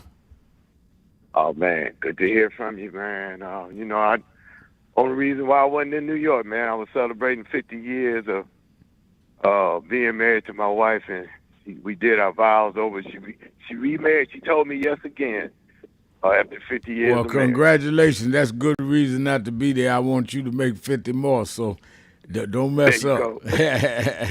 Don't mess up. That part, hey. So my rule of thumb is it's not the 50 years that I was always the next year that I'm always working on, so I can make another year to keep getting other years. That's right. That's how you have to do it, to keep that wife happy over and over and over again, Reverend. Because I just seen evidence. It doesn't matter what you did in the past, it's what you're doing, like Janice Jackson say, lately. Yeah, what have you done for me lately? Right. I got to tell I love her often, man, often, even still today. See, like after 50 years, I would be straight, but no, it doesn't work that way. But look here, real important. One, Saturday, you made a statement, man, that really took me to a high level, man. When you made the statement, he rose on Sunday, and he rose in me. Yes, sir. I'm talking about what you. That was a powerful statement when you said that, Reverend. I know you was in your moment while you was delivering Sunday, but that was powerful when you said that, and I really get the meaning of what you're saying, how the Lord rose on Sunday, and he also rose in your heart, That's right. To make him move the way and serve the way that we should be serving one another and loving one another. And I mean that if you don't feel him rising in you, then you don't really understand the resurrection. Yeah, that part. But look, the 28th, I know you said you will maybe be able to decide at the convention if you guys are going to be in if the 28th for the march. Will we be in Washington or will we be back in New York? I want to get this. I think we'll let you know by Monday. We are getting logistics worked out, so I don't want to announce something that we've not dealt with, but because you got a new situation in Washington with Trump in. Mm-hmm. So you got to see quietly whether you get the permits or if we're going to do New York and Wall Street. But we're going to do something definitely. Okay. Well, I'll stay tuned. But I just got folks ready so we can get our buses ready. I already got members. They were upset that we only had one bus going. They want to make sure they can get another bus so we can get a couple of buses going this time. I love it. I love it. Okay. Yeah. So that's why I'm asking you, trying to stay on top of it. Staying on top of it. But look, I'm noticing a wedge that they're putting in to keep with the vision with the Democrat Party, and we got to stop falling for keeping us divided at especially the time like that with the midterms, because it's one thing that's very obvious that we are seeing right now, and is boldly bluntly in our face, that when the Republicans had a majority in the three powers of government to move policy, they take away from our communities and they strip our country and make us weak. When we have the majority of Democrats in the power, which we only had it a few times, but when we do have it we are able to be in the halls and we are able to get some policies pushed that we want. And I've heard you say it before too, I'd rather get on this donkey and ride them Right. Because he is going to take me somewhere. Then that elephant is not going to even allow us to be in a room or get on top of them, and they're not listening to us, no kind of way, and they taking stuff away from us. So they came in with when we had a good movement with George Floyd, and they broke us down with what they were saying that to defund the police, instead of saying we ain't trying to defund the police, but they put that confusion in the Democrat vote, and we lost.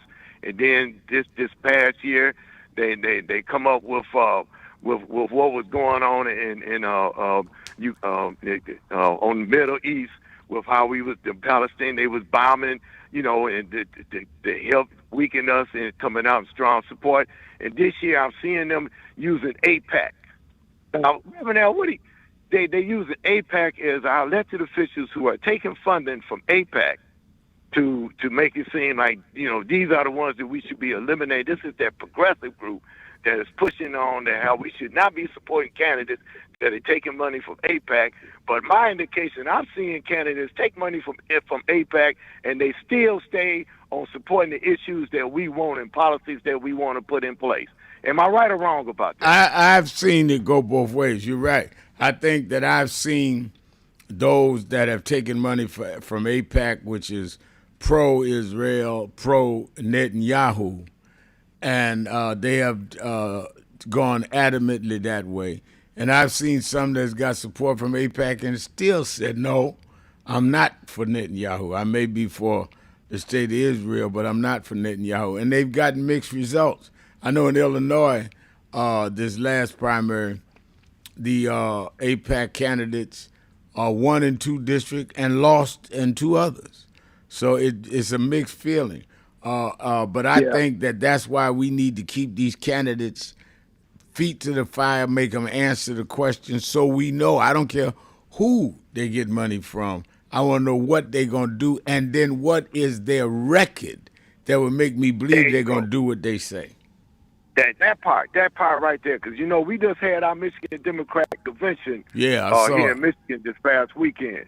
And, we got Darlene Gilchrist for Secretary of State, and Haley Stevens, she got booed real bad because she's got a record of getting money from AIPAC. But yet when you look at her record of how she's been supporting our issues, she's been supporting our labor issues and our concerns 100%. And that's why I'm really saying that we as a people got to stay strong and keeping our eye on the prize and making sure that we're watching elected officials, not where they get their money from, but how they are supporting our issues and keeping us with the concerns of bringing revenues that we need our families with education, health care, and good labor. Well, I'll give you the best example of that. I had on this last weekend on Politics Nation, the young lady that won the seat of Mickey Sherrill in New Jersey. And they put a lot of money behind her thinking it would backfire, and it worked to her interest. So if you are not one that can be influenced, it don't matter what they do, you are to go forward based on where you stand. You're right about that. Let's take a break. Be right back. Keeping it real. Keeping it real. Sharpton. Be right back. Keep it real.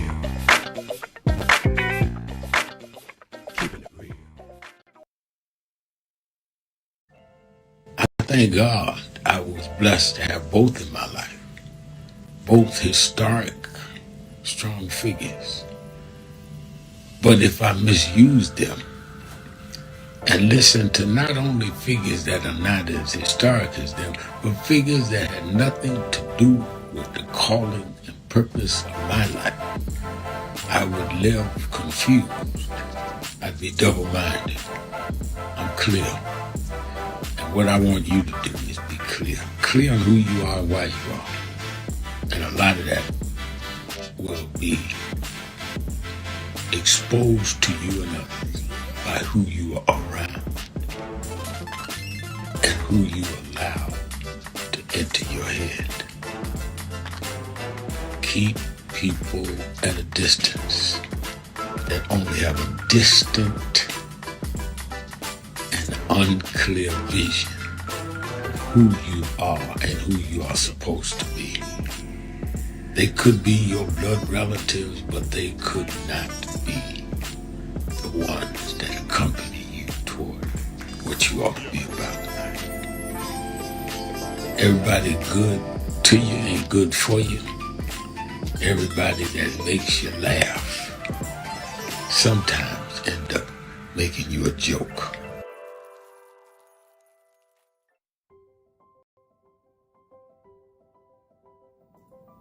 Hi, it's Reverend Al Sharpton, President and founder of National Action Network. We are at the very end of 2025, and I want to first say that I want to thank all of the officers, chapter leaders, regional directors, national staff, and certainly National Board of National Action Network for a solid and absolutely incredible year in 2025.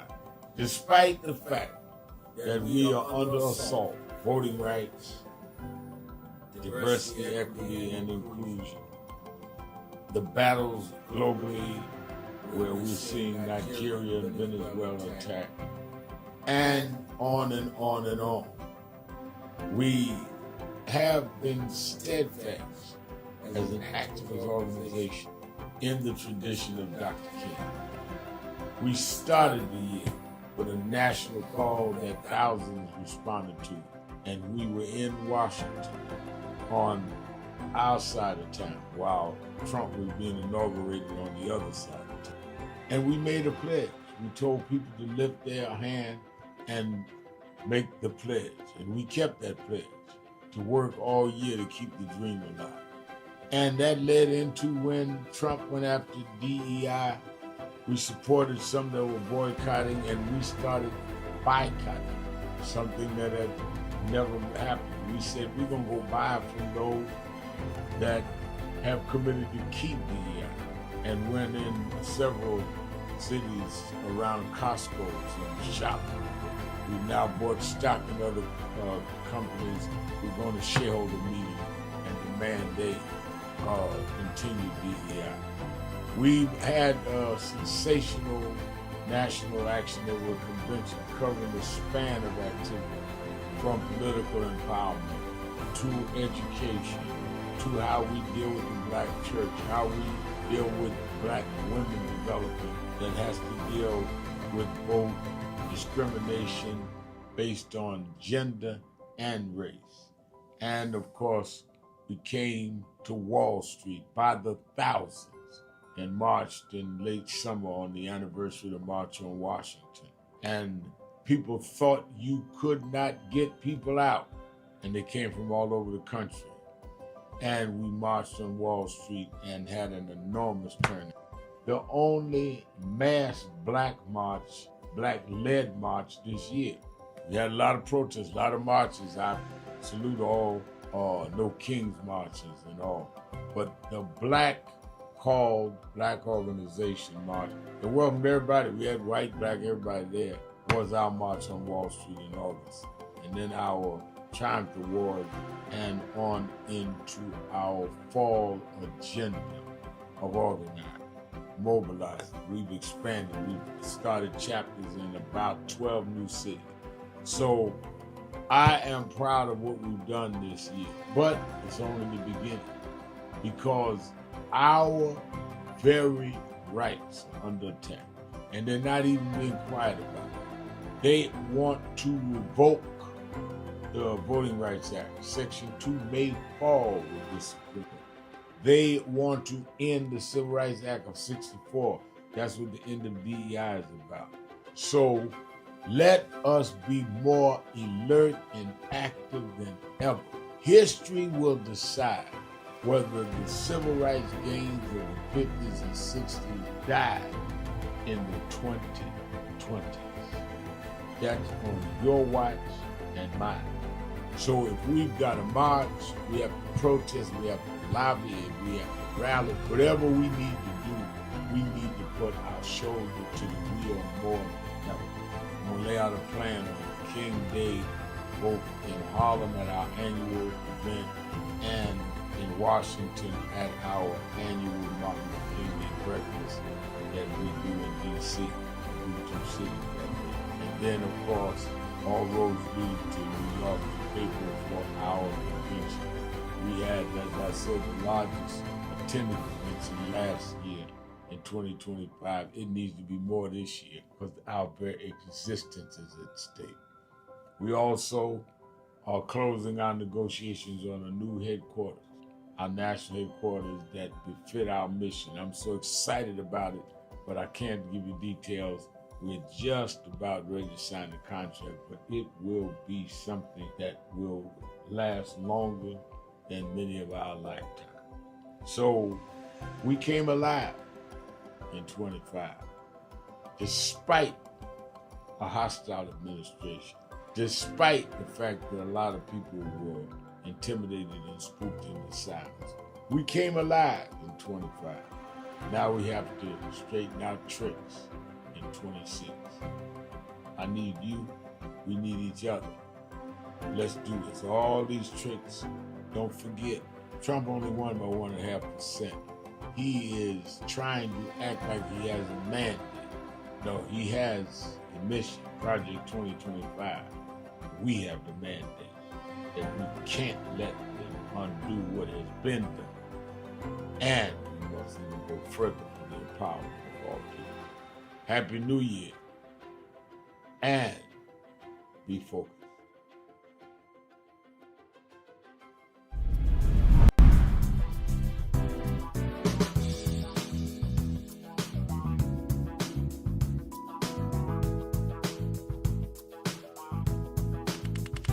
This is the first Thanksgiving I'm here in New York. Over 20 years. I'm just glad to be here with Rev today and to hand out the food. It's a blessing. It's a blessing. It's a blessing. It's Erica Ford, the Peace Doctor in the building.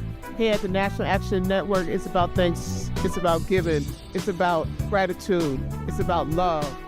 I feel it is important for you to understand that there's work out here to be done, but it starts with gratitude, it starts with giving, it starts with peace, it starts with love. Let's go. Before we feed our family, we got to make sure that we feed the community. That's right. That's what it's all about. We got to come with Sharpton phones. You come and you make sure you show up, serve the community. That's what it's all about.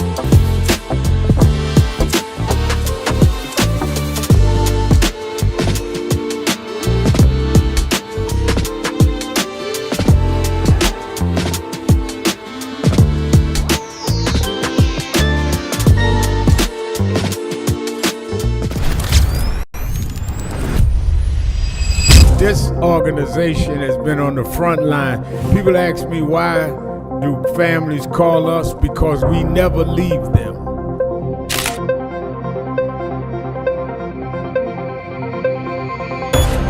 No justice! No justice! What do we want?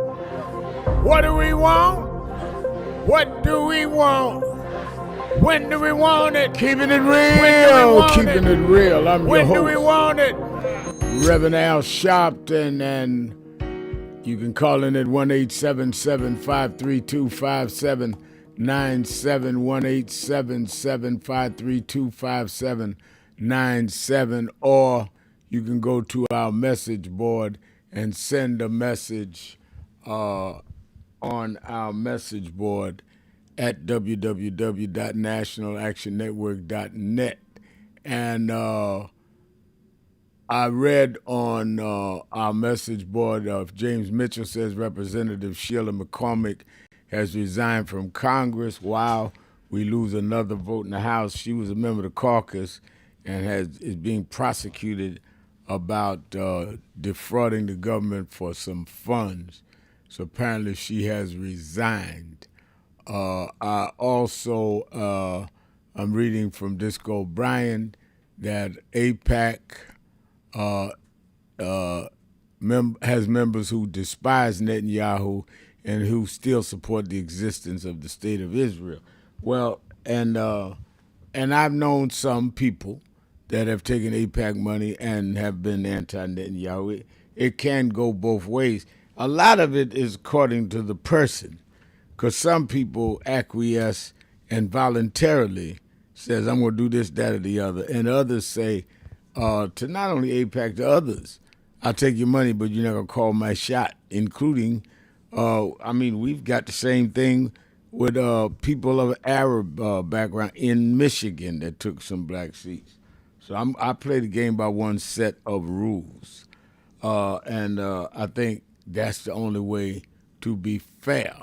James Thomas, I just finished talking to my aunt in King George, Virginia area, which is the majority red, and she says that she has seen a lot of yes signs for the referendum. She voted yes for 10-1.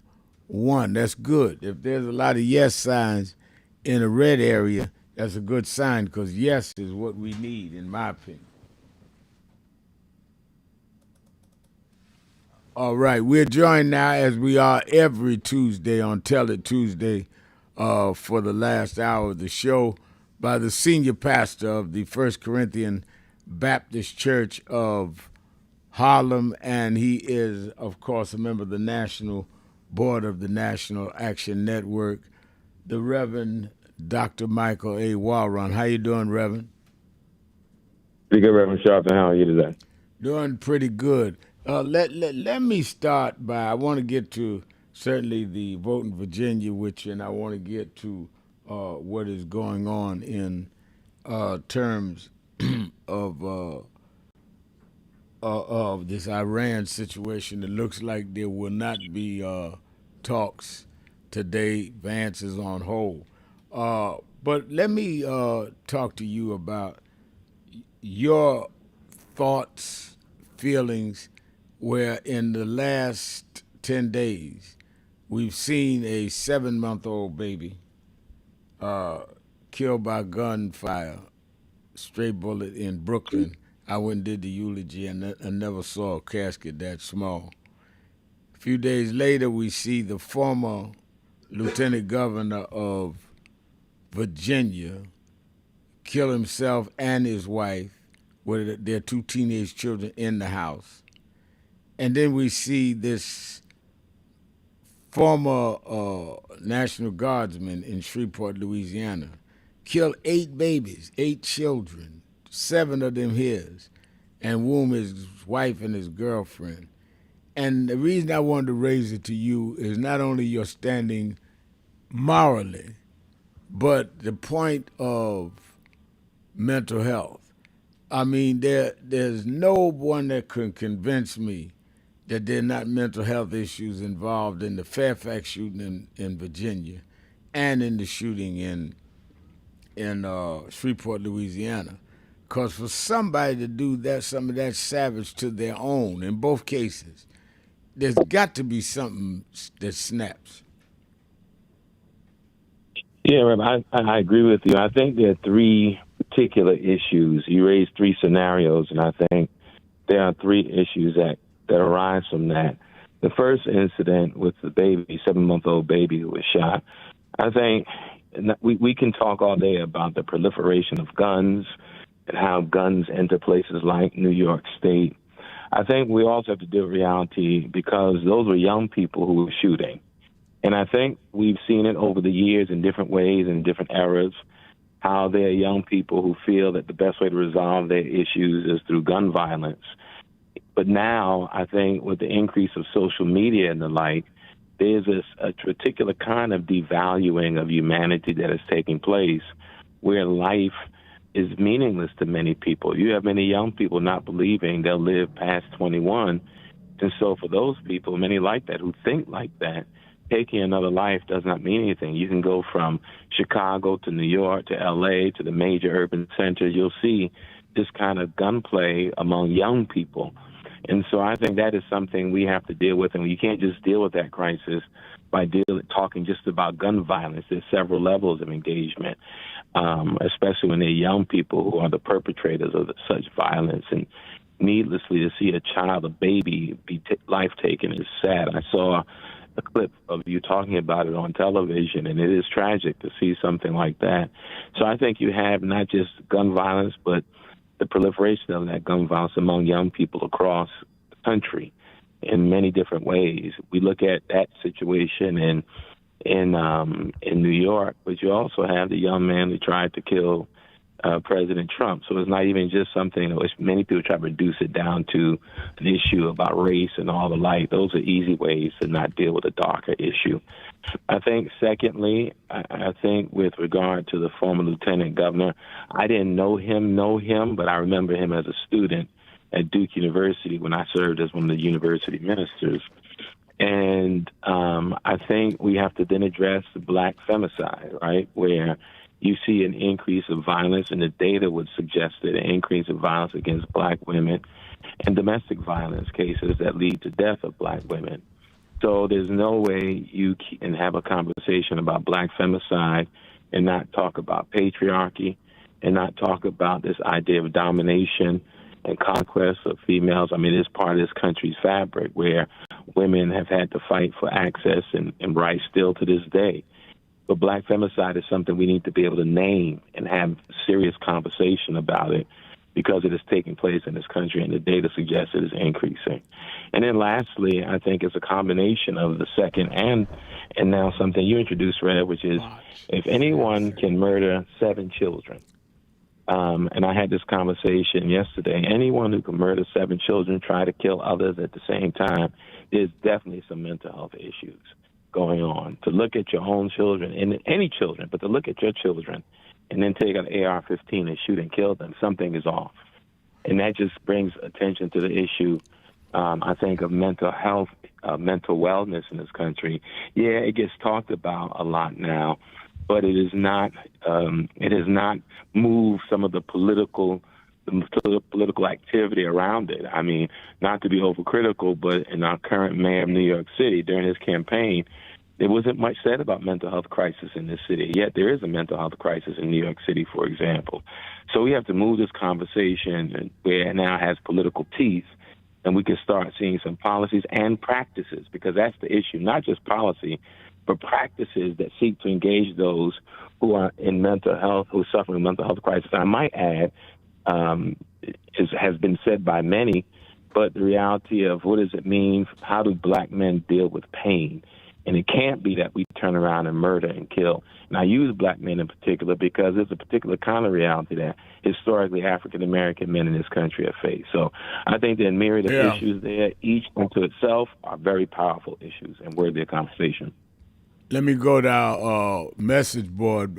Botch Sam Say says, God bless you and family. Greetings from Gambia. They're listening in Gambia. I know many of our people listen to this daily show in Africa, and obviously we hear from our brother that calls almost daily from Germany, and Brother Rick, but greetings back to you in Gambia.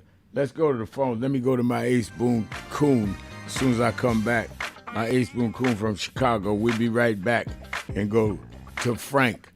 Let's take a break. Sharpton, Warron. Be right back.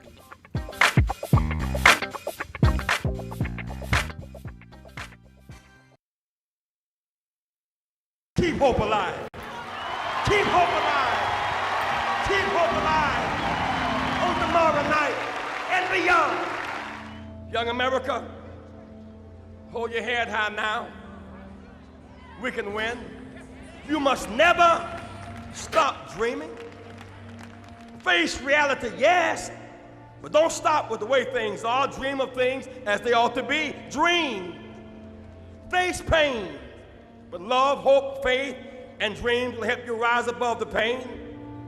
Use hope and imagination as weapons of survival and progress, but you keep on dreaming, young America. Dream of peace. Peace is rational and reasonable. War is irrational in this age and unwinnable. Dream of teachers who teach for life and not for living. Dream of doctors who are concerned more about public health than private wealth. Dream of lawyers more concerned about justice and a judgeship. Dream of preachers who are concerned more about prophecy than profiteering. Dream on the high road with sound values. You must never surrender to inequality. Where in history is this? He said we always go one step forward and two backward. Well, here we are now. The problem is not Trump. The problem is us. We are allowing ourselves to be lowered and our children to feel inferior because you don't have an I am somebody person. You got our artists calling our women bees. Our others calling us niggas. What happened to us? What happened to black and proud? What happened? I'm gonna vote. What happened? Ain't gonna let nobody turn me around. What happened to us? I remember I was 12 years old. I was a boy preacher in the Church of God in Christ. Bishop Shear knew my bishop, Bishop Washington. Bishop Washington, my mother was concerned I was getting into politics. They brought us to Reverend William Jones, his daughter's traveling with us. And Reverend Jones introduced me to Jesse Jackson. I became his youth director in New York at 13. I liked Reverend Jackson because he was a little hipper than the older preachers. He was 27, I was 13 by the time I became youth director. So he was like a father figure to me. When I got about 40, he said, quit calling me father, call me big brother. We went to the car center, and James Meeks and Jesse Jr. and I had dinner with him that night. And that's where he said to us, Al, Meeks, Jesse Jr., y'all are my disciples. And we said, disciples? And for years we joked each other. I'd come in the room and Junior said, here's disciple number one. But discipleship meant you carried forth the vision. The next day, he took me on the ferry to Goree Island, Mrs. Jackson. On Goree Island, he showed me where the slave camps were. And I will never forget, he said, Al, you see what that artifact is? I said, what's that? He said, they call it the door of no return. When you go through that door, you either made it to America to slavery, or you died in the Atlantic. The door of no return. But I talked to him about 3 years ago, and I reminded him, I said, remember when you brought me to the door of no return? He said, yeah. I said, well, we did return. We returned the President of the United States, Barack Obama. We returned the Vice President, Kamala Harris. We returned with businessmen. They thought they sent us as slaves. We came back as global liberators. The problem is that too many of us did not join the movements that sponsored us. And there was a breakout in 2024 called Negro Amnesia, where you forgot where you came from and forgot how you got where you got. Therefore, they're trying to take back everything you had. That I want to end. He talked about the dry bones in the valley. I'll tell you that. The only reason that the wind could blow life into the bones is because at some point they had to be connected. If the wind had blown into a disconnected body, it still wouldn't work. So before he prophesied to the wind, they had to first get the foot bone to connect to the ankle bone, and the ankle bone to the calf bone, and to the knee bone, and the knee bone to the thigh bone. If we are to prophesy to the wind, we must first connect this body. We must connect Eddie Long to Farrakhan and Cornel West to Elders and Lowry to Sharpton. If we can connect this body, then God will blow the breath of life into our community. But as long as we are disconnected, the wind can't blow because it's blowing on disconnected dry bones. But the good news is that we're the children of people that have been through worse than this, and we're still here. So even though I get despondent, I don't ever get depressed, because I want the world to know you won't beat us, because we're the children of those that took the worst form of slavery and brutality that ever lived, that ever existed. Our parents survived the Middle Passage. Only the strong got here, and then we lost our name, our culture, our religion, and we're still here. But you don't know who we are. We're the children of Chaka Zulu. We're the children of Mary McLeod Bethune. We're the children of Marcus Garvey. We're the children of Martin Luther King. We'll be here. We were first and we'll be last. We know who we are.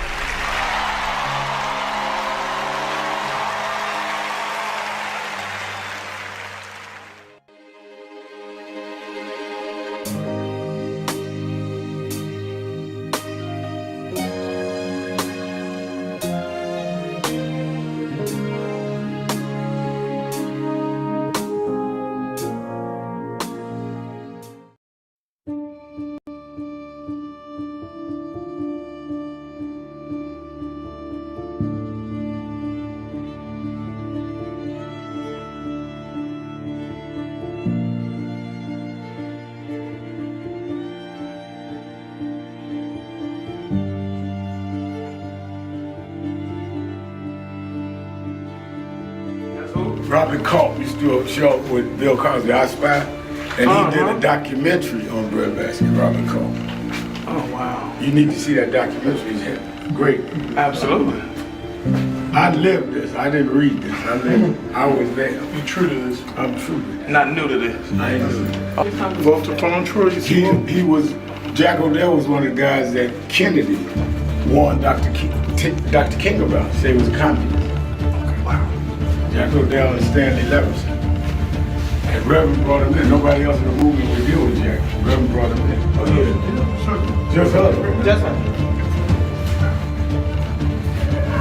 But there's stories behind all of it. It didn't just happen. But I am somebody. I may be on welfare, but I am somebody. I may be in jail, but I am somebody. I may be an educator, but I am somebody. I am black, beautiful, proud. I must be respected. I must be protected.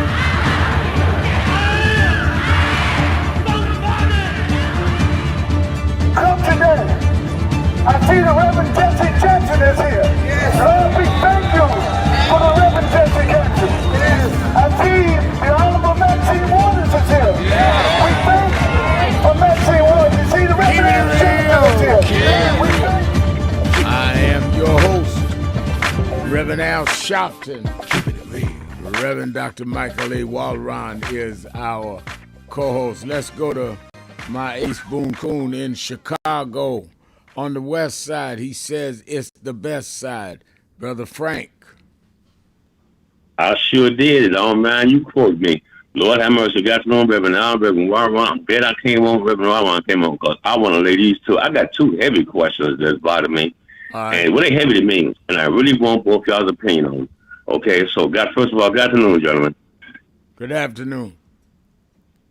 Okay, but before I let loose on my two questions, Reverend, let me just say about Donald Trump. Donald Trump is not trying to stop this war, okay? People, this man, he want to drag this thing up, and so he can cancel the elections, and he probably try to even cancel the midterms. Now, you watch. Anyone with any kind of common sense, no one's going to come to no negotiating table up on a threat. Iran's on the right thing. He's not trying to stop this thing. He's trying to drag it out. Okay, simple as that. He's not fooling me. I'm pretty sure he's not fooling the both of us. and Reverend Warron, I know you're not fooling y'all. He's not trying to stop this. But Reverend, my two questions, Reverend Warron, is in regards to the mental illness case we've been faced with lately here, recently, the mental suicides. Okay, now the first one, just right here. Now, this not involving the 7-month-old child. This involving the man, the lieutenant governor, and his wife, and the guy who killed 8, and 7 of them being healed. Reverend, now the first one is: do you think that the second murder-suicide, what he did with them children, do you think it could have been triggered by the first one? Because basically the whole nation knew what went down with his ex-lieutenant governor, okay, and his wife, with the 2 teenagers in the house. Do you think the second one and his warped mind could have been triggered to do what he did, and his warped mind to have the strength to do and carry out what he did? Okay, do you think it could have been a triggering factor there? Yeah, it could have obviously been triggered by something. But I think Reverend Warron's point, and he can address it as well, is clear. Trigger or no trigger, the basic problem is there's a mental health issue there to trigger. We all have things that upset us or that even kind of make us react. But that's right. If it doesn't mean that we would go out and just massacre our own children. So I think that there's definitely got to be a mental health issue here, and why are we not setting up the institutions, and why are we not having community institutions that already exist, like First Corinthian Baptist Church of Reverend Warron in Harlem, that are already dealing with this rather than analyzing it after the fact? We need to be set up where we can detect things before it happens, and some of us detect it in us. You know, some people have mental health issues and don't realize it until they go through some kind of process. Reverend Warron? Yeah, I would say, as Rev said, certainly it could have been a trigger. The only thing I would say is that in those cases where some act of violence triggers another, it's on the lines of copycat. Remember, the lieutenant governor did not kill his children. And so I don't know if that was a trigger per se, but it wasn't like that. Right. In terms of he killed his children and shot the mother. So that's the only thing I would say about that. But Rev, let me just say this to you, and I was thinking about during the break, something I definitely want to say while on these airways, because, you know, we've been doing the Hope Center since 2016. Right. And when we opened it, doing mental health since 2012. And, you know, you look for monies and funding. What's deep, Rev, that there's some funders, deep pocket funders, who are honestly not interested in the proactive preventative work. They give big money for crisis and support after a crisis, right? But not for preventative work, which is insane to me. Like, the idea is preventative work prevents the crisis. It prevents the mental health crisis. It prevents the break. It prevents the kill. All those things that are attached to mental health issues. So I think the way we approach this, I think the way we fund these issues has to change. I think there has to be conversation. But people who are successful in preventative work sometimes have a hard time to get the kind of funding to expand their work. And to me, that is frustrating. Absolutely. Now, here's a second real quick. Guys. Okay, now, it's like this right here. Let me put this right. Well, first of all, let me say this right here. I think that anyone that contemplates murdering someone else and then actually go out and do it too, obviously there's something mentally wrong there. Okay? Obviously, right, point blank. So let me ask this question right here. Do y'all think that someone of sound mind and body showed no sign of any kind of mental instability? Like, we throwing a whole lot of stuff up under the umbrella of mental illness as if we can see signs this person he or she was already ready to be fitted for a straitjacket.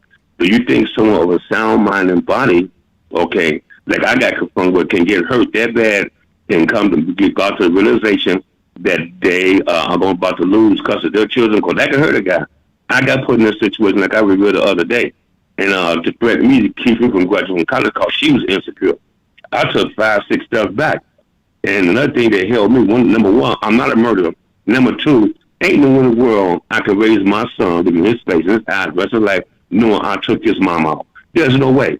Okay, and if the world didn't start telling him that your daddy did, it's only suspected. So that was strength there. But my point is just right here. Do you think someone with a sound mind and body can be pushed to just snap like that and say, hey, well, if I can't raise my kids, ain't nobody gonna raise my kids. I'll take myself up and take them with me.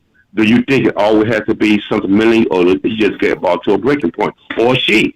Because the female can do it too, like Susan did. I would let Reverend Warron address it clinically because he deals with this. But my thinking is that you operate in the boundaries of who you are and your own ability to live within those boundaries. So I can understand serious hurt. I've been seriously hurt. But I also understand that I don't have the capacity to go beyond what I believe myself to be. So no one can provoke me to be anybody but Al Sharpton. So to turn into a murderer meant that I had the self-concept that I could be that. And I think that when somebody can get you to step outside of your own self-concept, that is a form of mental health. Dr. Warron? Okay. Yeah, you said somebody sound and snap. Well, the snapping indicates something is wrong. Right. I mean, we can, as Reverend Sharpton said, there are people who be pushed to the brink of anger, even outrage and pure rage. But those people do not necessarily make a decision to go murder. Now, your question is very big in general, but it's really specific because the question becomes, is every case of murder about mental illness? Well, some people would say to a degree, because if you have no real moral centering, no real moral foundation, and a life means nothing to you, the question becomes, is that a form of mental illness? Where your life and human life means nothing to you, you are callous and there's no empathy that exists. Does a lack of empathy mean a lack of humanity? Because in this current cultural moment, you see people weaponizing anger and castigating empathy. So I think it's a big thing, but I think it's worthy of a larger conversation for sure. But I think the mental health conversation, because when you said people would have seen it or could have seen it, the truth is you have a lot of people every day who suffer with severe mental health issues, but they suffer in silence. They contend with it by themselves because of the shame and the stigma attached to mental health issues. I totally agree. And let me say this: that when you are provoked or when you are tested, you're tested in many ways to find out, in my opinion, who you are. And the reason why I say you've got to have a mental health problem, Frank, is I don't care how angry you get with your wife or how angry your wife gets with your husband, to say I'm angry at them so I'm going to kill a child. And a child I brought in this world and kill all the future and all the dreams I had in the child shows you out of your mind. Because the child has nothing to do with anything with you and the wife. Not that I'm justifying you shooting the wife, as happened in Virginia, but it just makes no sense. And then when you deal with shooting the wife, whatever differences y'all had, now you're going to lose your life over that? I've been mad at a lot of people. I ain't never been mad enough to lose my life. I ain't going to jail for nobody because I think that much of myself. Thank you. I'll go to jail for a cause. I ain't going to jail because I got mad. All right, let's take a break. Be right back. It's been good. Keeping it real. Sharpton. Be right back. We all hear the radio ads about the IRS. They tell you to be...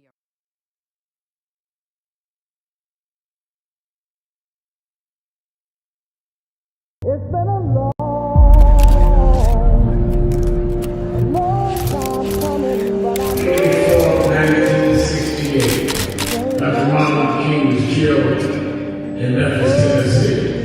And it has been the commitment of National Action Network to always, in the month he was killed, to let them know they killed the dreamer. Because I have a dream today. But they can't kill the dreamer.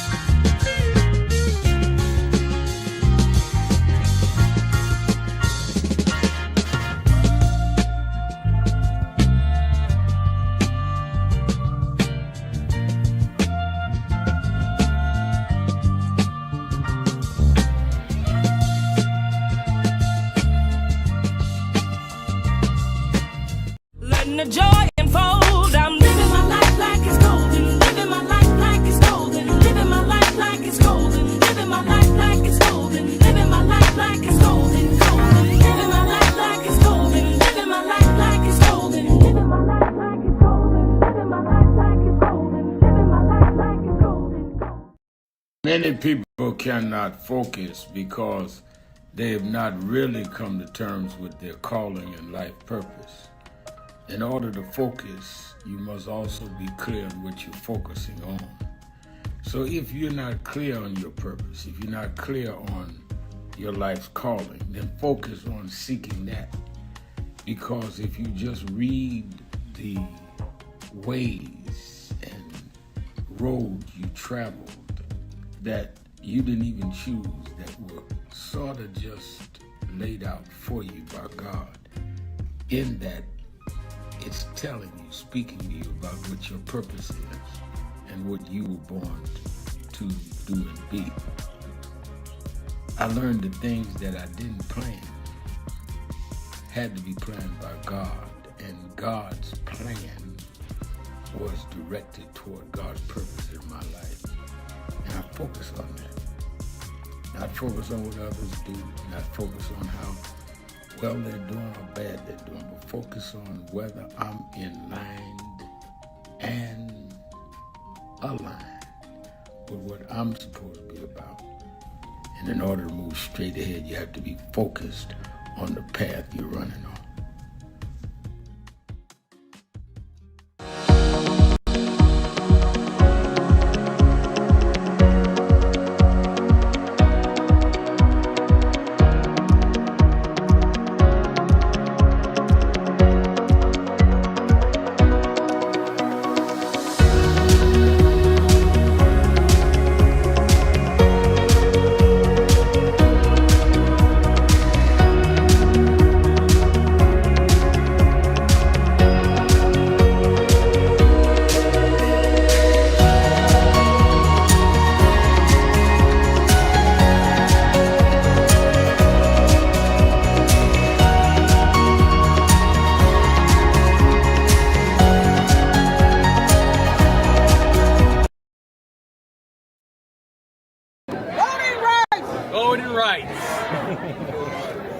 Everyone look here. Say it again, Miss Pearl. Voting rights. Voting rights. One more time, Miss Pearl. Voting rights. There we go. Voting rights. Voting rights. Voting rights. Voting rights. Voting rights. When do we want it? Now. When do we need it? Now. Yesterday. What do we want? Voting rights. When do we need it? Now. What do we want? Voting rights. When do we need it? Now.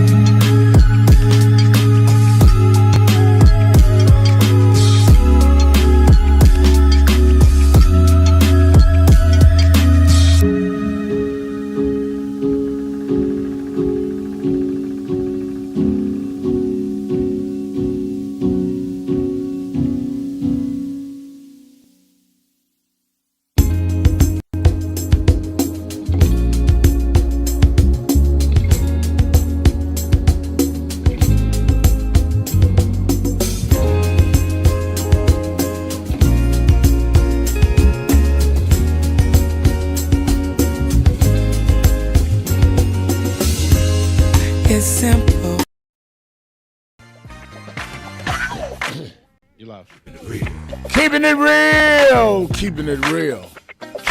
I am your host, Reverend Al Sharpton, and we're back. 1-877-532-5797. 1-877-532-5797. Or you can go to the message board at nationalactionnetwork.net. And again, don't you miss this weekend's Politics Nation with Al Sharpton live at 5 p.m. Eastern Time on MS Now. I'm already lining up some of the people around how we deal with the results of the vote today in Virginia. It will have national ramifications. I'm dealing with the mental health issue. I'm dealing with the governors and senators on how they're dealing with the funding of all of that while we're spending $2 billion a day in Iran. Don't miss Politics Nation with Al Sharpton live at 5 p.m. Eastern Time on MS Now. You that are in the New York, New Jersey, and Connecticut vicinities, meet me at the Saturday Action Rally. We'll be at the historic Mother AME Zion Church, 137th Street and Lenox Avenue for the next couple of weeks, as we now have acquired the ownership of the Faison Theater in Harlem, the Faison Firehouse it was called. It is now the House of Justice. The signs have gone up, I believe, today. I know they're over there power washing it, and we're getting all 5 floors ready. We'll be moving in, doing our Saturday rallies, our daily activities. We're going to have poetry night. A lot of people, Harlem Renaissance could go and have salons and book readings and poetry reading. I'm going to do that. I'm going to do where people can play music one day a week. We're going to turn it into a community kind of space for people to do their art and their talent. And that's why I wanted a big place that we own and that you're going to help me pay the loan off. But you that believe in having those kinds of things. But maybe at the Saturday rally at Mother AME Zion, the historic church on 137th and Lenox. Reverend Malcolm Bird is the pastor. Dr. Warron, what's going on at FCBC? That we're doing for the second year in a row. It's a revival, but we call it Morehouse in Manhattan in May. Basically, for 3 Tuesdays in May, we have revival, but each of the preachers are Morehouse graduates. So it's Morehouse in Manhattan in May. And on the 5th is Reverend Dr. Otis Moss of Trinity Church in Chicago. On the 12th is Reverend Dr. Willie Francois, former pastor, staff pastor at FCBC. And then on May 19th is one of my classmates, Reverend Dr. E. Dewey Smith, all from Morehouse in Manhattan in May. Well, all 3 of them are great preachers. Wow, I might have to, since we're going to be uptown in our building, I might have to slip down there and catch all of that. That's right. That's an amazing lineup. That is an amazing lineup. Yeah. While I got you on that, give me, and the people around even around the world, give us a brief synopsis of the salute and honor given to Dean Carter. It was a great celebration. Hello? Yeah, go ahead. Yeah, it was a great celebration. I mean, it was numerous former students of deans and chapel assistants came on that service, which they also inducted persons into the Board of Preachers at Morehouse that Thursday, April 9th. And then afterwards, it was an amazing reception luncheon in honor of Dean in the Forbes Arena on Morehouse College campus. It was definitely over 500 people there. And it was really an amazing tribute to his years of service. Past presidents of Morehouse were there. It was just really, really good and well-deserved for his 47 years of service to Morehouse. Amazingly, though, Rev, he's taking next year off, and then he's coming back just to teach. So he can't let Morehouse go. Right. No, I heard that. I heard that he's coming back to teach. He's also going to be helping to guide the chapel at Virginia Union in the Harlem campus that they're starting. So he's going to be active, a great man. And I did not go to Morehouse, but he certainly, he had me come and do the Crown Night. Is that what they call it? Crown Forum. Yeah, the Crown Forum. He had me do 1 year. They had me do the baccalaureate 1 year. I did Reverend Joe Lowry's wife's funeral there in the chapel. And he had me hang, he hung a portrait of me in the chapel at Morehouse. And I said, that's a great honor since I didn't go to Morehouse. But he and I have had that kind of relationship, a great man. In fact, when they dedicated the new wing of the chapel, he had me come and preach that as well. So he has a real spot in my heart. James Thomas says Hassan Pike is really getting bad publicity. Now the Washington Post, and they're telling Dems to stay away from Piker. They must know Disco Bryan. I didn't know Disco Bryan was that influential. Olivia Taylor saying, although I attended the 2026 NAN convention, I am so thankful that it is available online. I've been sharing the Youth and College Day sessions with my nieces, nephews, friends, and neighbors. That's the good thing. I think that is absolutely what you should do. And for those that couldn't come, they could really watch it on live stream. Our media department, led by J.T. Challenger, streams it and makes sure, because there are people around the world that watch what we do. The numbers are enormous, and I'm glad about it. In fact, we're going to have a media room in the new building. Olivia Taylor says, Reverend Sharpton, you're making me homesick. I may have to move back to New York. Ownership, Harlem Renaissance, that's what we want to do. Rather than complain about gentrification, let's do the alternative. I'm investing buying back in Harlem. Dr. Warron's church in Harlem and built the Hope Center. Let's not complain. Let's do something about it. And I give credit to George Faison. When he called me, and you that on live stream, that's the building they're showing right now with Nan sign up. That's the building right now that you see on live stream. But when Faison called me, Reverend Warron, he did not know, you did, that we were negotiating to buy another property. And he called me and said, Reverend Al, in fact, I hadn't returned 2 or 3 of his calls. Dominique said, will you call George Faison? He has been trying to reach you, and, you know, he's said nothing but respect for him. He's a real historic figure in our community.